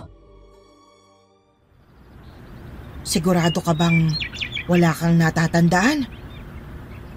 Sa panaginip ko kasi, may babaeng tumatawag sa pangalan ko. Kaso hindi ko po alam kung kaninong boses yun Hindi ko po kilala. Ibig sabihin, pinapasok ng mangkukulam ang isip mo. Kaya kanya nagagawang palabasin sa bahay niyo habang akala mo itulog ka. Kailangan siguro niya ng proteksyon para hindi na mapasok ulit ng mangkukulam yung isipan niya. Tama si Susmita. Teka, at kukuha ko ng anting-anting. Proteksyon yun at pangontra na rin laban sa mga malalakas na nilalang na gaya ng mangkukulam na aswang na yon. Sandali at kukunin ko lang. Pumasok si Aling Felicia sa isang kwarto at paglabas niya, may dala na nga siyang isang anting-anting. Kwintasyon na may palawit na bilog na metal at may nakaukit na salita na hango raw sa salitang Latin. May mga simbolo rin doon na hindi ko naman mawari kung anong kahulugan. Nang maibigay na ito ni Aling Felicia kay Carlos, agad naman itong isinuot ng kapatid ko. Subalit sabay-sabay kaming nagulat nang biglang manigas si Susmita at ilang saglit pa'y tumirik ang mga mata niya. Pero habang tumitirik ang mga mata niya, may mga sinasabi siya. Aling Felicia, ano po nangyayari sa kanya? Sa palagay ko, may nakikita na naman siyang pangitain. Pangitain ho? Ano ho bang pangitain? Isang pangitain may kaugnayan kay Carlos. Sa 2nd linggo ng 4 na buwan, kukulayan ng dugo ang lupa. Lilipulin ng mga may sala at tuluyan ng makakamit ang hostisya. Magbabayad ang mga taong mapagsamantala dahil buhay din ang kapalit ng isang buhay na nawala. Kinilabutan ako nang marinig ang mga sinabing yun ni Susmita. Ibig sabihin lang kasi nun, maraming mamamatay. Hindi ko tuloy maiwasang kabahan at matakot para sa mga kapatid ko. Kahit si Carlos noon, hindi nagawang makaimik dahil sa labis na pagkagulat. Nang matapos na ang pangitaing yun ni Susmita, saka naman siya bumalik sa wisyo niya. Binigyan naman siya ni Aling Felicia ng tubig at dire-diretso niya namang ininom yun. Ayos ka lang ba, anak? Oo, Nay. Medyo napagod lang ho ako. May iba ka pa bang nakita sa pangitain mo, anak? Oo, Nay. Isang babae yung galit na galit habang tinutusok niya yung manika. May litrato ni Carlos yun. At ang sabi ng babae, ilang araw na lang makakamit niya na yung hustisya para sa anak niya. Diyos ko, ano itsura ng babae? Mahaba yung kulot niyang buhok. Sakto lang yung pangangatawan pero lagi siyang nakasuot ng bestidang itim. Matanda na ba yun? Sa palagay ko hindi eh. Sa tingin ko, nasa mga edad 50 lang siya. Ibig sabihin, mali ang pinaparatangan ninyo. Ho? Alam ko ngang matandang si Minda ang tinuturo ninyong tumatrabaho rito sa kapatid mo, pero hindi siya yun, iho. Paano niyo ho nalamang? Dahil lola ko si Lola Minda. Nanay siya ni nanay. Lola ka po ni Lola Minda, ate. Kaya pala medyo hawig kayo. Nakuha mo po kasi yung kulot niya na buhok at morenang balat eh. Ay naku, iho, tama ka dyan. Kung nakita mo lang si inay nung kadalagahan pa niya, nako, sobrang magkamukha sila nitong si Susmita. Wow! Ang ganda rin po pala ni Lola Minda dati. At saka, kaya katinuro ni nanay sa akin ay dahil hindi na nga siya nanggagamot. Ilang taon na rin kasi mula nang isalin niya sa akin ang kaalaman niya bilang isang albularya. At kung hindi mo na itatanong, nagsasanay na rin itong anak kong si Susmita sa panggagamot. Bonus pa yung kakayahan niyang makakita ng mga pangitain. Nagsisilbi kasi naming gabay ang mga pangitain niyang yun para makapaghanda kami eh. Eh ikaw ba, Gab-Gab? Inakala mo rin ba na si Lola Minda may gawa niya sa kuya mo? Eh hindi po. Kaya nga po, hindi ako nakikisali sa away nila eh. Tahimik lang po ako. Pero kahit po ganun, nag-oobserba rin po ako. Alam mo, Gab-Gab, tama yan. Huwag kang basta-bastang mamimintang ng tao. Lalo na kapag hindi pa matibay ang ebidensya mo laban sa kanya. Kailangan, alamin mo muna yung buong katotohanan. Nang sa ganun, wala kang masasaktang inosenteng tao. Minsan kasi, nililin lang tayo ng sarili nating mga isip. At kung anong makita natin, yun na kagad ang tinatanggap ng utak natin bilang katotohanan. Habang sinasabi yun ni Susmita, sa amin siya nakatingin ni Carlos. Kaya naman malakas ang kutob kong kami nga ng kapatid ko ang pinariringgan niya sa mga litanyang yon. Napatighim na lang ako para itago ang hiya ko. Totoo naman kasi ang mga sinabi niya. Naniniwala kaagad ako sa kung anong nakikita ng mga mata ko. Eh basta mag-iingat tayo. Ang sabi sa pangitain ni Susmita, 2 linggo ng 4 na buwan. Ibig sabihin, sa 11 ng Abril magaganap ang pagdanak ng dugo. Eh, ano na bang petsa ngayon? Teka. April 5 na ho ngayon, Aling Felicia. Ibig sabihin? Ibig sabihin, meron na lamang kayong 5 araw para maghanda bago ang araw na itinakda ng pangitain. Kailangan niyong ipagtanggol ang sarili niyo dahil isang aswang ang makakalaban niyo at hindi siya basta-basta. Ha? Ano ho ang dapat namin gawin dun? Simple lang, kailangan niyong magsanay sa pakikipaglaban. Kailangan ba kaming 3 talaga? Di ba pwedeng ako na lang? Bata pa kasi si Gab-Gab eh. Tapos si Carlos, meron pang sakit. Pwede naman. Ikaw ang bahala. At saka huwag kang mag-alala, iho. Kasama mo kami. sama-sama nating susugpuin ang kasamaan ng aswang na mangkukulam na yon. Kung ganun ho, babalik na lang ho kami dito ulit. Anong babalik? Hindi na kayo aalis dito. Bakit naman? Baka gusto kang asawahin, kuya. Hoy, Carlos, narinig ko yun ha. Tsaka, ikaw naman Henry, huwag kang filingero dyan. Pinamulahan ka na naman kagad ng mukha, akala mo naman papatulan kita. Ay naku Susmita, ayang ka na naman. Pinahaandar mo na naman yung pagiging Amazona mo. Kaya natatakot ng mga binata na manligaw sa'yo eh. Abay, mas matapang ka pa kaysa sa kanila. Nagtawa na naman kaming lahat noon dahil sa sinabi ni Aling Felicia. Si Susmita naman, halatang nahihiya. Inirapan pa nga muna niya ako bago tumungo sa kwarto niya. At doon naman kami muling kinausap ni Aling Felicia. Anya ay doon na muna kami sa kanila pansamantala. Delikado raw kasi talaga na umuwi pa kami sa bahay namin.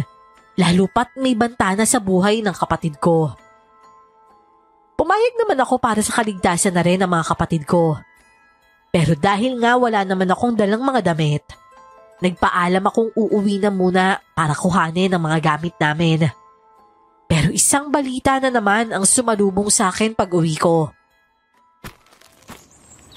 Oh, Mang Pado, ano ho't aligagaho yata kayo masyado? Ay may isang bangkay na naman kasing nakita. Ito lang 10:00 ng umaga. Abay sa pagkarinig ko barkada rin daw ni na Brian at ng kapatid mo.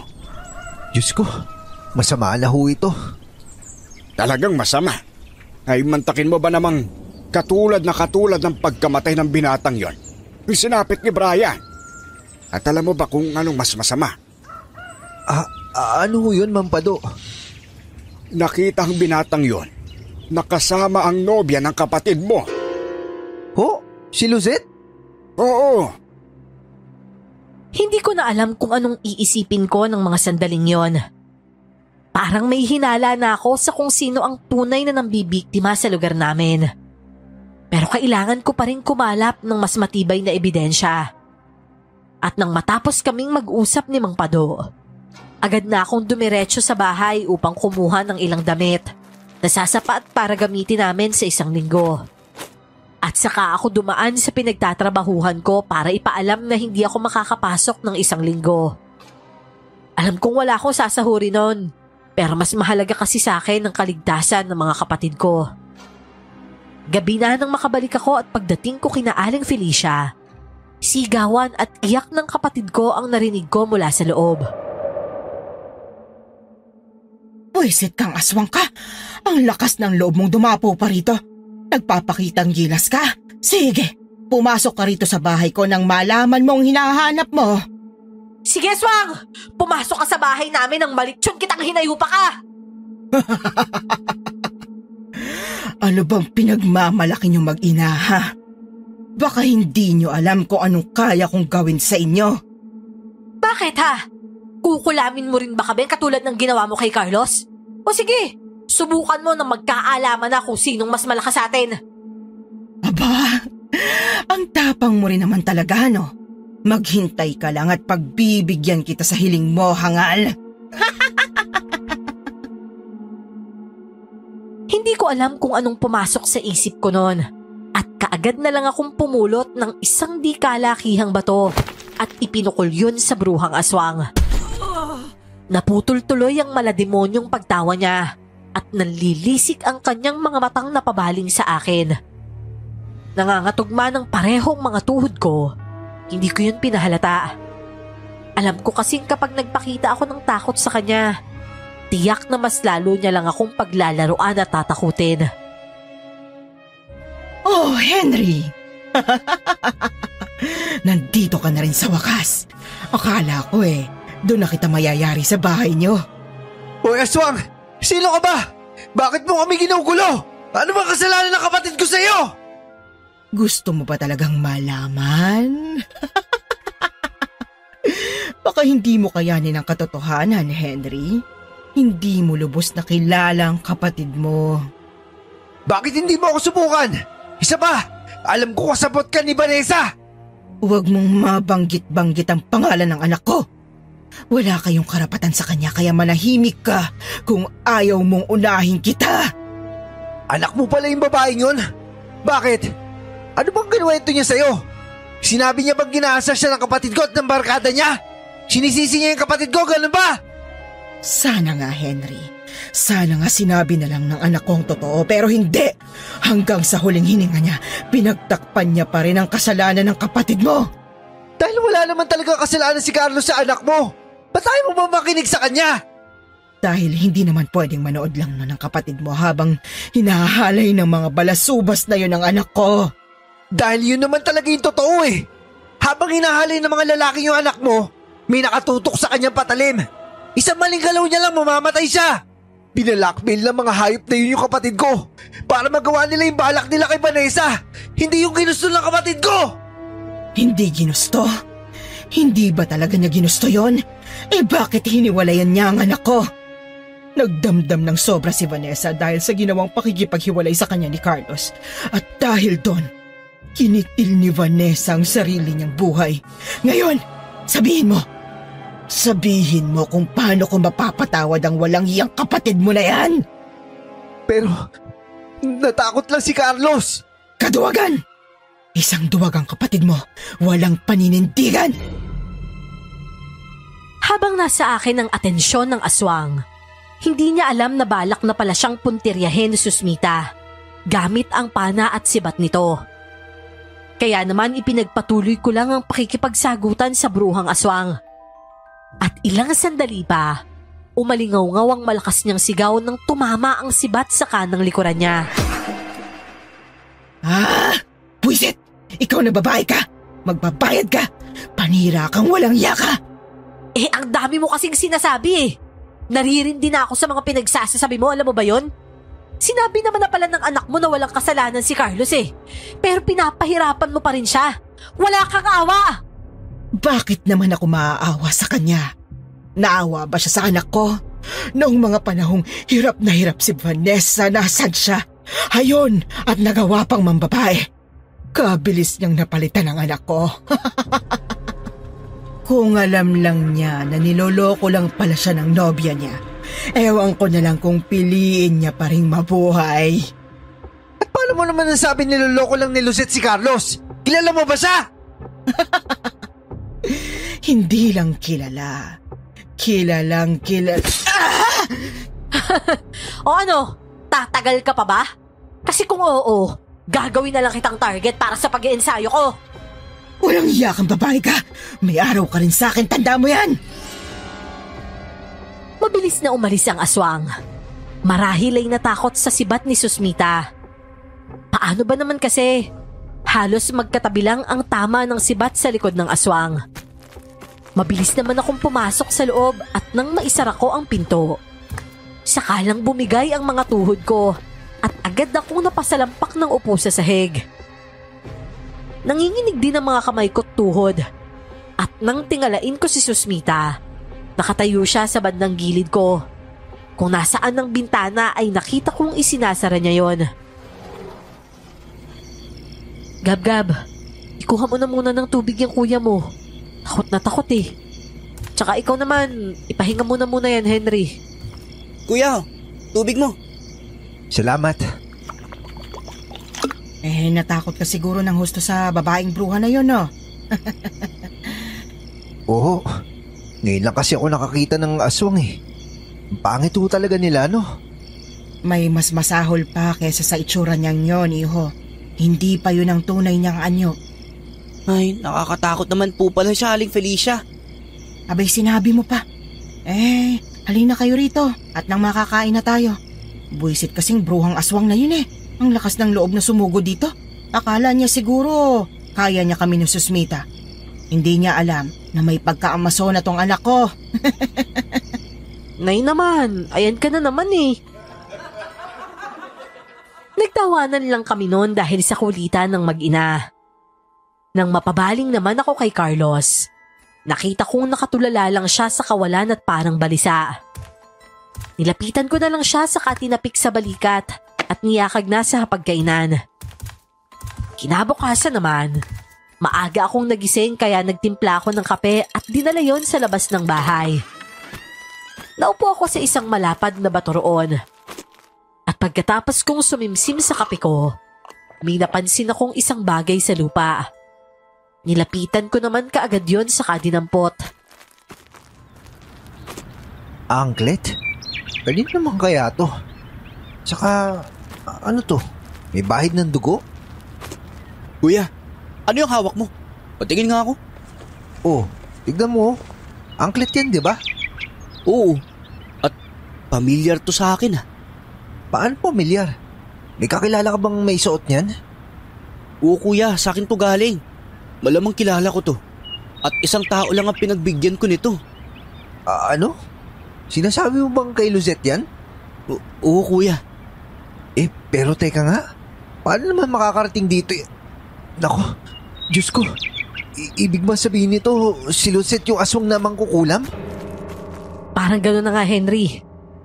Susmita, alam mo? Oo. Nakita ko kasi yun sa pangitain ko kahapon. Aba, nagkaroon ka ulit pala ng pangitain. Oo kuya. Noong uuwi ka, nakita niya ulit sa pangitain yung aswang na mangkukulam. Ayaw ko pa sanang maniwala pero dahil sa angklet na to, sigurado ko lang na si Luzette nga yun. Ha? Pero paano? Teka nga, paliwanag nyo nga sa akin. Si Luzette nga yung aswang na mangkukulam. Nagpapanggap lang siyang isang magandang dalaga para akitin si Carlos at para mahulog sa bitag niya. Naniniwala kasi siyang si Carlos ang may kasalanan kung bakit nagpakamatay si Vanessa. Patay na si Vanessa? Oo kuya. Kaya pala lumipat ng tirahan yung nanay niya para may isagawa ang pangkukulam at paghihiganti. Nagulantang ako dahil sa mga revelasyon ni na Carlos at Susmita. Hindi ko akalaing aabot pa pala sa ganung punto ang nanay ni Vanessa. Makapaghiganti lang. Lahat kami ay napaikot niya sa mga palad niya. Kaya pala sabi ni Mang Pado, kasama ng barkada ni Carlos si Luzette bago mangyari yung krimen na yun. Yun pala, siya yung gumagawa ng mga pagpatay doon. May nakakita pa sa kanya.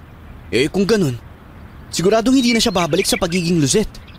Gagamitin niya ang tunay niyang katauhan para hindi siya mahuli. Ano pa nga ba? At saka malaki yata talaga ang galit ng babaeng yun sa'yo, Carlos. Bala ka talaga niyang ihuli. Pero ngayon alam na natin yung pagkatao niya. Hindi niya na tayo maiisahan. Makikita talaga ng babaeng yun kung anong hinahanap niya. Kami pa talagang kinalaban niya. Dapat ngayon pa nga lang sumusuko na nga siya kung ayaw niyang sumunod kagad sa anak niya Palagay mo ba susunod yung anak niya? Mabait at mabuting babae si Vanessa. Habang yung nanay niya halang yung kaluluwa. Sigurado akong impyerno yung bagsak nun. Ate Susmita, paano kung kulamin din niya kayo? Kami? Tatabla ng kulam? Hindi nyo nga yata kami kilala, no? Kaya ka nga naming bigyan ng pangontra, di ba? Para hindi na lumala yung talab ng kulam sa'yo. Ang ibig sabihin lang nun, may mga pangontra din kami para sa sarili namin. Katulad ng plano, naghanda nga kami para sa gagawing pagsalakay muli ng aswang na mangkukulam. Nagsanay ako at tinuruan ni Susmita kung paano makipaglaban. Hindi yun madali kahit nasabihin pang lalaki ako. Pagkatapos, gumawa rin kami ng mga kakailanganin namin sa pakikipaglaban. Tulad ng pinatulis na kawayan at latigong gawa sa baging ng makabuhay. Puros pagsasanay lang ang ginawa namin sa loob ng 5 araw na yon. At kinagabihan, habang tinutulungan ko si Aling Felicia na maghanda ng hapunan, nakarinig naman kami ng sunod-sunod na pagkatok sa pinto. Susmita, may kumakatok sa pinto. Pakitingnan nga saglit at baka masunog itong niluluto ko. Abay, sino naman kayang paririto ng ganitong oras? Aligagang-aligaga pa sa pagkatok ah. Ako na ho. Nasa banyo po yata si Susmita. Ay siya, sige iho. Lola Minda? Ano nangyari sa inyo? Bakit punit-punit yung damit nyo? Saka may sugat ho kayo. Mamaya ko na sasabihin, iho. Papasukin mo na muna ako. Lola Minda? Bakit po ganyan ang itsura nyo? Lola Minda? Diyos ko, ano po nangyari sa inyo? Nay! Nay, si Lola nandito! Diyos ko, Lola! Napakadami niyong sugat! Lola, ano ba nangyari? Si Lucinda. Ipinagkalat niya nga ako ang aswang na pumapatay sa mga binata sa baryo natin. Si Lucinda ho? Kung hindi ho ako nagkakamali, siya ho yung nanay ni Vanessa. Oo, iho. Siya nga yun. Kaya nga heto't hinahabol ako ng mga kababaryo natin para patayin. Diyos ko, sukdulan na talagang kasama ng babaeng yun. Humanda talaga siya sa akin kapag nagkaharap kami ulit dalawa. Nay? Nay! Sus Mariosep! Ano ho bang nangyari sa inyo? Hinahabol daw siya ng mga kababaryo namin dahil siya yung sinisisi sa pagkamatay ng mga binata doon. At yung aswang namang kukulang bang may pakana? Abay, walang hiya talaga siya. Magkakapatayan talaga kami kapag sumugod siya ulit dito. Mag-ina nga talaga kayo ni Susmita. Halos pareho lang ang sinabi ninyong dalawa eh. Kahit na nasa ganung sitwasyon na si Lola Minda, nagawa niya pa rin pagaanin ng atmosfera sa buong sala. Kumuha na lang ng panlinis at mga gamot sa sugat si Susmita para sa mga galos ni Lola Minda. At kami naman ni Aling Felicia at Gab-Gab. Nagtulong-tulong para ihanda ang hapag. At habang kumakain naman kami, napag-usapan namin ang tungkol sa pangitain ni Susmita. Alam din pala yun ni Lola Minda dahil magkatulad sila ng kakayahan ng apo niya. Kahit na naisali niya na ang kaalaman niya sa panggagamot, nakakakita pa rin siya ng mga pangitain. Mabuti nang nandito ako. Nang sa gayon makatulong naman ako sa paghapi sa aswang na yon.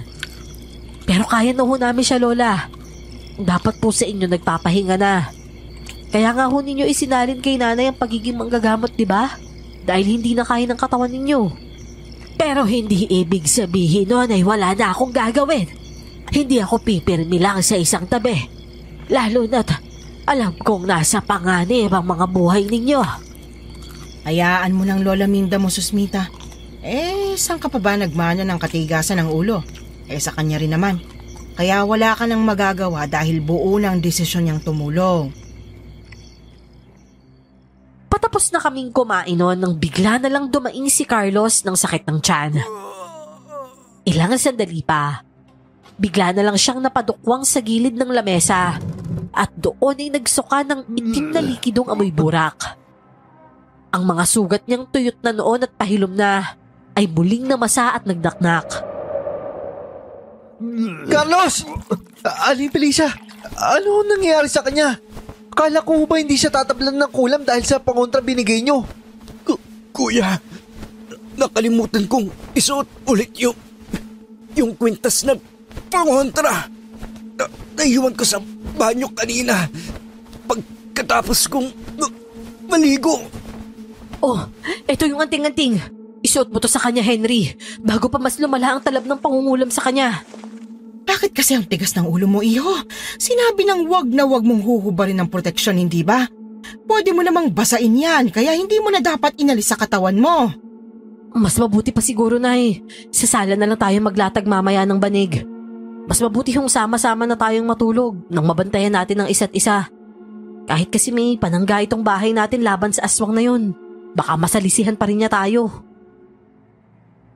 Sama-sama nga kaming natulog ng gabing yon.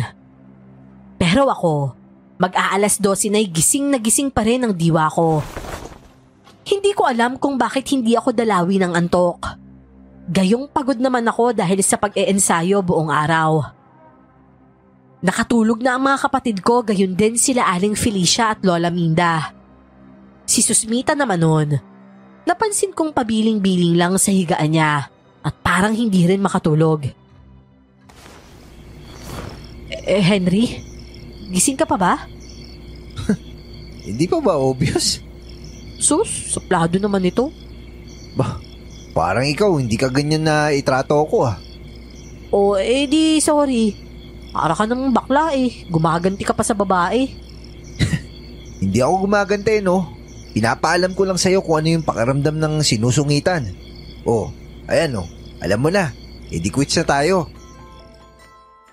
Nagtawa Nagtawanan pa kaming dalawa noon ng maya-maya pa. Nakarinig kami ng sunod-sunod na mga alulong ng aso. Nagkatinginan pa kaming dalawa bago siya sumenyas na wag akong gagawa ng kahit na anong ingay. Nanindig ang mga balahibo ko noon dahil parang nagtipon-tipon talaga ang mga aso sa labas ng bahay ni Susmita para lang doon magsialulong. Bakit ang daming aso sa labas? Wala naman kaya aso, di ba? Malamang mga asong galayan. Pero kang masyadong maingay. Ramdam ko na yung presensya niya. Presensya? Nino? Ni Aling Lucinda? Pero imbis na sagot ni Susmita ang narinig ko, matitinis na tawa't halakhak ang pumailan lang sa kailaliman ng gabing yon. At dahil doon, nagising kaagad sina Aling Felicia at Lola Minda. Ganun din ang mga kapatid ko.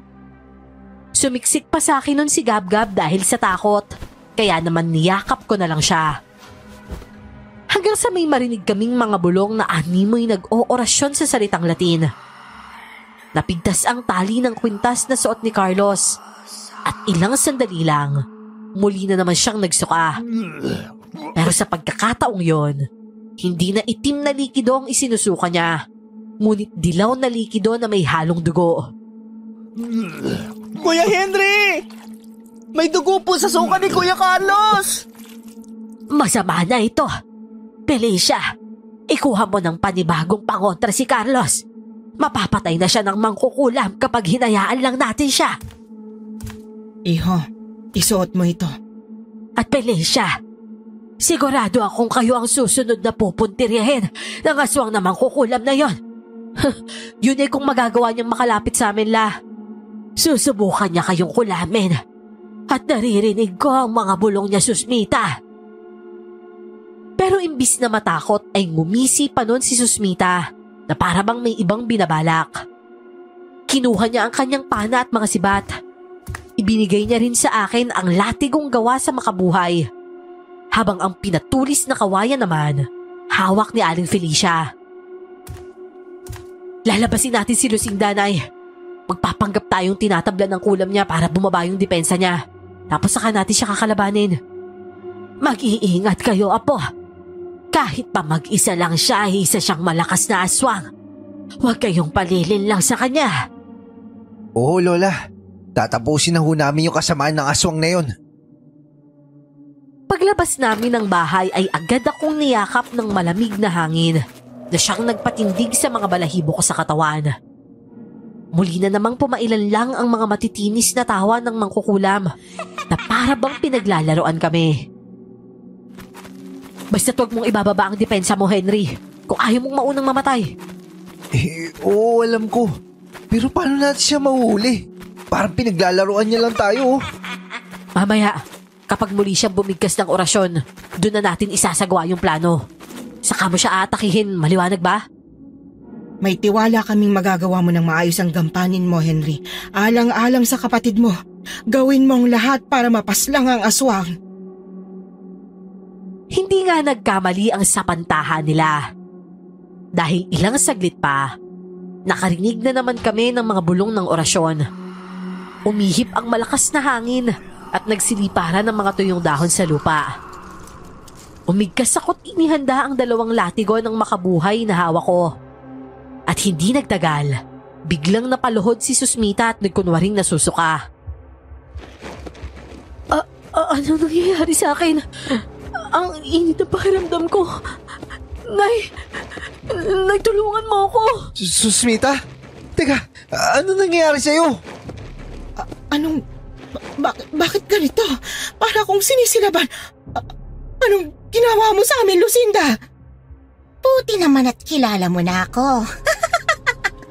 O ano? Akala ko ba malakas kayo? Bakit namimilipit kayo ngayon? Mga hangal talaga kayo kahit kailan, mga talunan! Walang yaka talaga! Anong ginagawa mo sa amin ng nanay ko? Alisin mo to! Alisin mo tong napakainit na pakiramdam na to!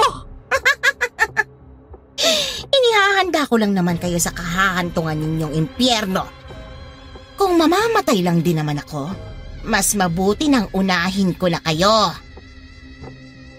Umaktong susugurin ni Lucinda si Susmita nang bigla ko siyang dinaluhong at hinampas ng hawak kong makabuhay. Dumaing siya ng malakas nang matamaan ko siya sa likod. Dahilan para bumali siya sa akin at ako naman ang puntiryahin niya. Buisit ka talaga, Henry.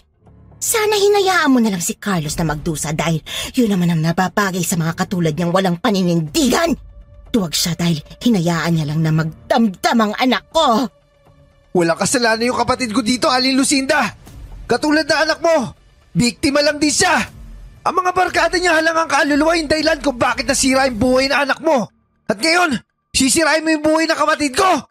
Hindi naman yata makatarungan yon. Malintao ang pinaparusahan mo. Kahit na, may kasalanan pa rin siya. Dahil hindi niya man lang pinagtanggol ang anak ko. Akala ko ba mahal niya si Vanessa? Pero bakit hinayaan niya lang nababuyin ang mga walang yang lalaking yun ang anak ko? Ang anak ko na walang ginawa kundi mahalin ang kapatid mong duwag! Dahil takot lang ang kapatid ko sa pagbabanta ng mga kaibigan niya. Kapag nanlaban siya, mamamatay siya! At dapat lang yun sa kanya. Kapag namatay si Carlos, kala mo ba hayaan ng anak mo na mabuhay siya? Gayong may isang taon nagbuhis ng buhay para sa kanya? Aling Lucinda, habang buhay niyang dadalhin yung konsensya niyang yun. Naiintindihan mo ba yun? Yung kapatid ko, sa tingin mo ba hindi siya nagdusa na malaman niyang kinitil ni Vanessa yung buhay niya? Hindi, di ba? At sigurado kung ganun din yung mararamdaman ni Vanessa kung sakali siya yung naiwan at si Carlos yung namatay. Tama ng kuda, Henry. Dahil ako mismong magbibigay ng hustisya sa pagkamatay ng anak ko at kayo! Lahat kayo papatayin ko dahil sa pangingialam ninyo! Pero bago pa ako daluhungin ni Aling Lucinda, ay agad nang tumayo si Susmita at saka siya pinana. Tinamaan ang aswang sa binte ngunit mabilis yung kinuha ng aswang. Sumirit ang pulang-pulang dugo mula sa sugat niyang yon. Ngunit determinado talaga siyang saktan ako. Muli akong umigas at nang makalapit siya, saka ko iwinasiwas ang hawak kong makabuhay. Tumama yon sa iba't ibang bahagi ng katawan niya. Dahilan upang mamulayon at umusok. Ang kate at ang init! Walang hiya kang lalaki ka! Pakialamero! Talagang mangingilam ako dahil buhay ng kapatid ko yung nakasalalay dito! Eto ba? Tanggapin mo! Ngunit hindi ko inaasahan ang sumunod na ginawa ni Aling Lucinda. Bigla kasing bumilis ang kilos niya at hindi ko na malayang nakarating na pala siya sa likuran ko. Tumatawa pa siya bago niya kinalmot ang likod ko.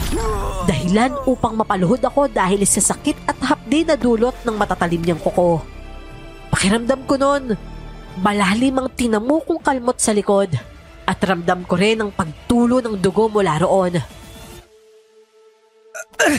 Punyemas, ang hapdi nito! Henry!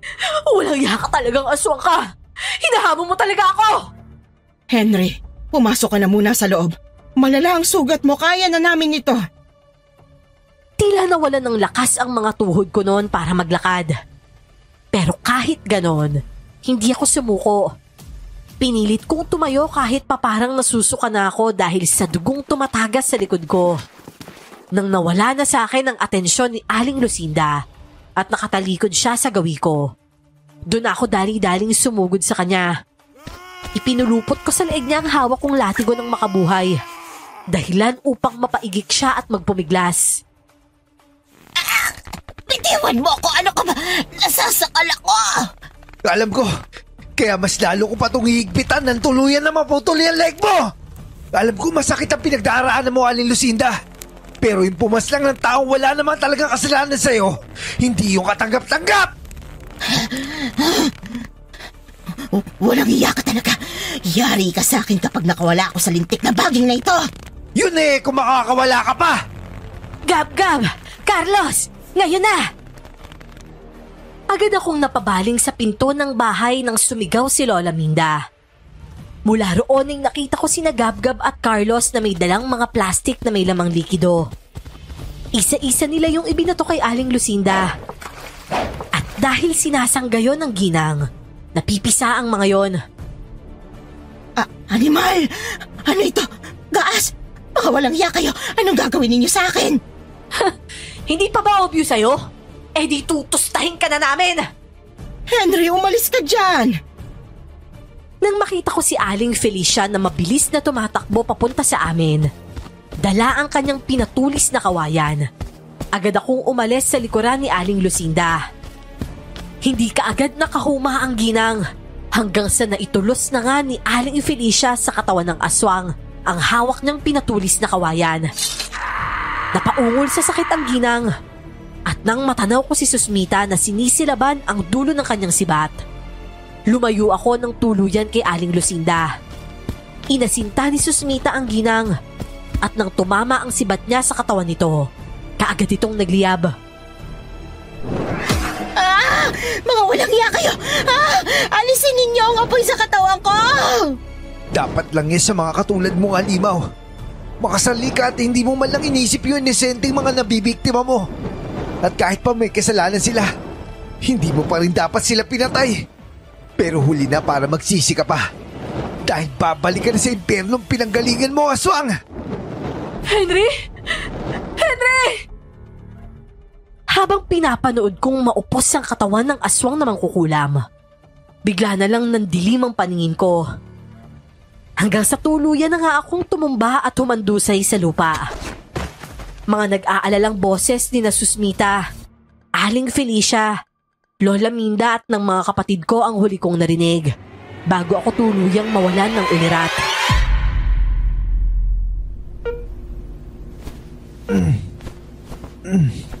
Kuya? Ate Susmita! Kuya Carlos! Si Kuya Henry po, gising na! Henry? Diyos ko, salamat naman at nagising ka na. Kilala mo pa ba kami? Oh, ba't ka naman natatawa? Nasa ospital ka na nga, nagagawa mo pang tumawa. Ibang klase ka rin talaga no? Yung mukha mo kasi. Kung nakikita mo lang, naku, baka matawa ka rin. O ano, sobra ka ba nagalala? Abayo ko kaya kuya. Yan, naiiyak pa nga siya habang naghahanap kami ng tricycle para madala ka namin sa ospital kaagad eh. Tsaka Ate Susmita, hindi naman nabagok si kuya para makalimutan niya tayo no? O bakit? Natatakot ka bang hindi ka na maalala ni kuya ha? Alam nyo, kayong tatlo, ang sasarap nyo talagang pag-untugin. Naku, pakalabas na nga lang at naiimbyer na ako sa inyong tatlo eh. Oh anak, saan ka pupunta? Eto nakabili na kami ng kape at saka tinapay. Lalabas lang po ako saglit, Nay. Sasagap lang ako ng sariwang hangin. Feeling ko kasi polluted na yung hangin sa kwartong to eh. Dahil sa mga mababahong hininga ng 3 kulukoy na yan. Lo, hindi po ako kasali Hindi naman kita inaasar ate Ba't pati ako nadamay naman sa galit mo sa kanilang dalawa? Oo nga. Hindi mo nga siya inasar pero binuking mo naman. Yari ka ngayon dyan. Amasona pa naman yan. Buti na lang talaga. Walang ibang pasyente nun sa ward na yon. Sa lakas ba naman kasi ng tawanan namin, siguradong maririndi talaga sila. Si Susmita naman, napatakip na lang sa mukha niya dahil sa hiya. Nalaman kong kailangan pa pala akong salina ng dugo nun dahil sa dami ng dugong nawala sa katawan ko. Malalim kasi talaga ang sugat na dulot ng kalmot ni Aling Lucinda sa likod ko. Nalaman ko rin na 2 araw pala akong walang malay nun. At ang sabi ng doktor, na overfatigue daw ako kaya bumabawi talaga ng pahinga ang katawan ko. Kinabukasan, pagkasettle ng bilay kaagad din naman ako na-discharge. Lola Minda, hindi ko pa kayo sasabay sa amin? Nako hindi na iho. Doon na muna ako mamamalagi kina Felicia. Alam mo namang mainit pa ang dugo sa akin ng mga kababaryo natin. Dahil sa nangyaring patayan, hindi ba? Pwede naman ho natin sabihin na hindi talaga kayo yun. Na hindi kayo bumibiktima sa mga binata doon. At sino namang ituturo nating salarin? Naabo na ang katawan ni Lucinda. Hindi rin naman tayo paniniwalaan ng mga tao roon. Lalo na yung mga taong makikitid ang mga utak. Ganun ho ba? Kung yun yung mas makakabuti, sige ho. Mauna na ho kami. Sige na iho. Mag-iingat kayo ha. Ate Susmita, pwede pa rin po ba akong pumunta sa inyo kahit na hindi ako magpapagamot? Siyempre naman, Gab-Gab. Welcome ka doon anytime. Yay! Thank you po, Ate Susmita. Pupunta po ako ron kapag marami ng bunga yung siniguelas. Oo naman. O siya, alis na kami, Susmita. Aling Felicia. Sige, iho. Mag-iingat kayo.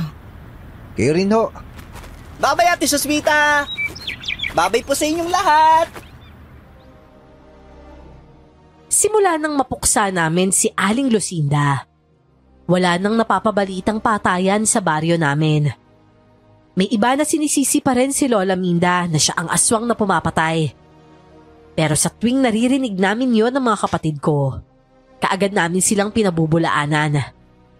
Sinasabi namin na hindi siya kundi si Aling Lucinda na ina ng babaeng ginahasa ng mga binatang namatay ang totoong aswang. Ang iba'y naniniwala, ngunit may iba pa ring matitigas ang puso at pilit pinaniniwalaan ang mga bagay base lamang sa mga narinig nila mula sa iba. Kuya, day off mo po bukas, di ba? Oo, bakit? Pwede mo ba ako samahan kina Ate Susmita? Namiss ko na po kasi siya eh. Uy, namimiss ka dyan.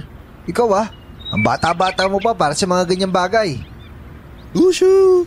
Ang sabihin mo kuya, nagsiselos ka lang. Si Gab-Gab kasi, inalikan na ni Ate Susmita sa pisngi. Samantalang ikaw, sinusungitan pa rin niya.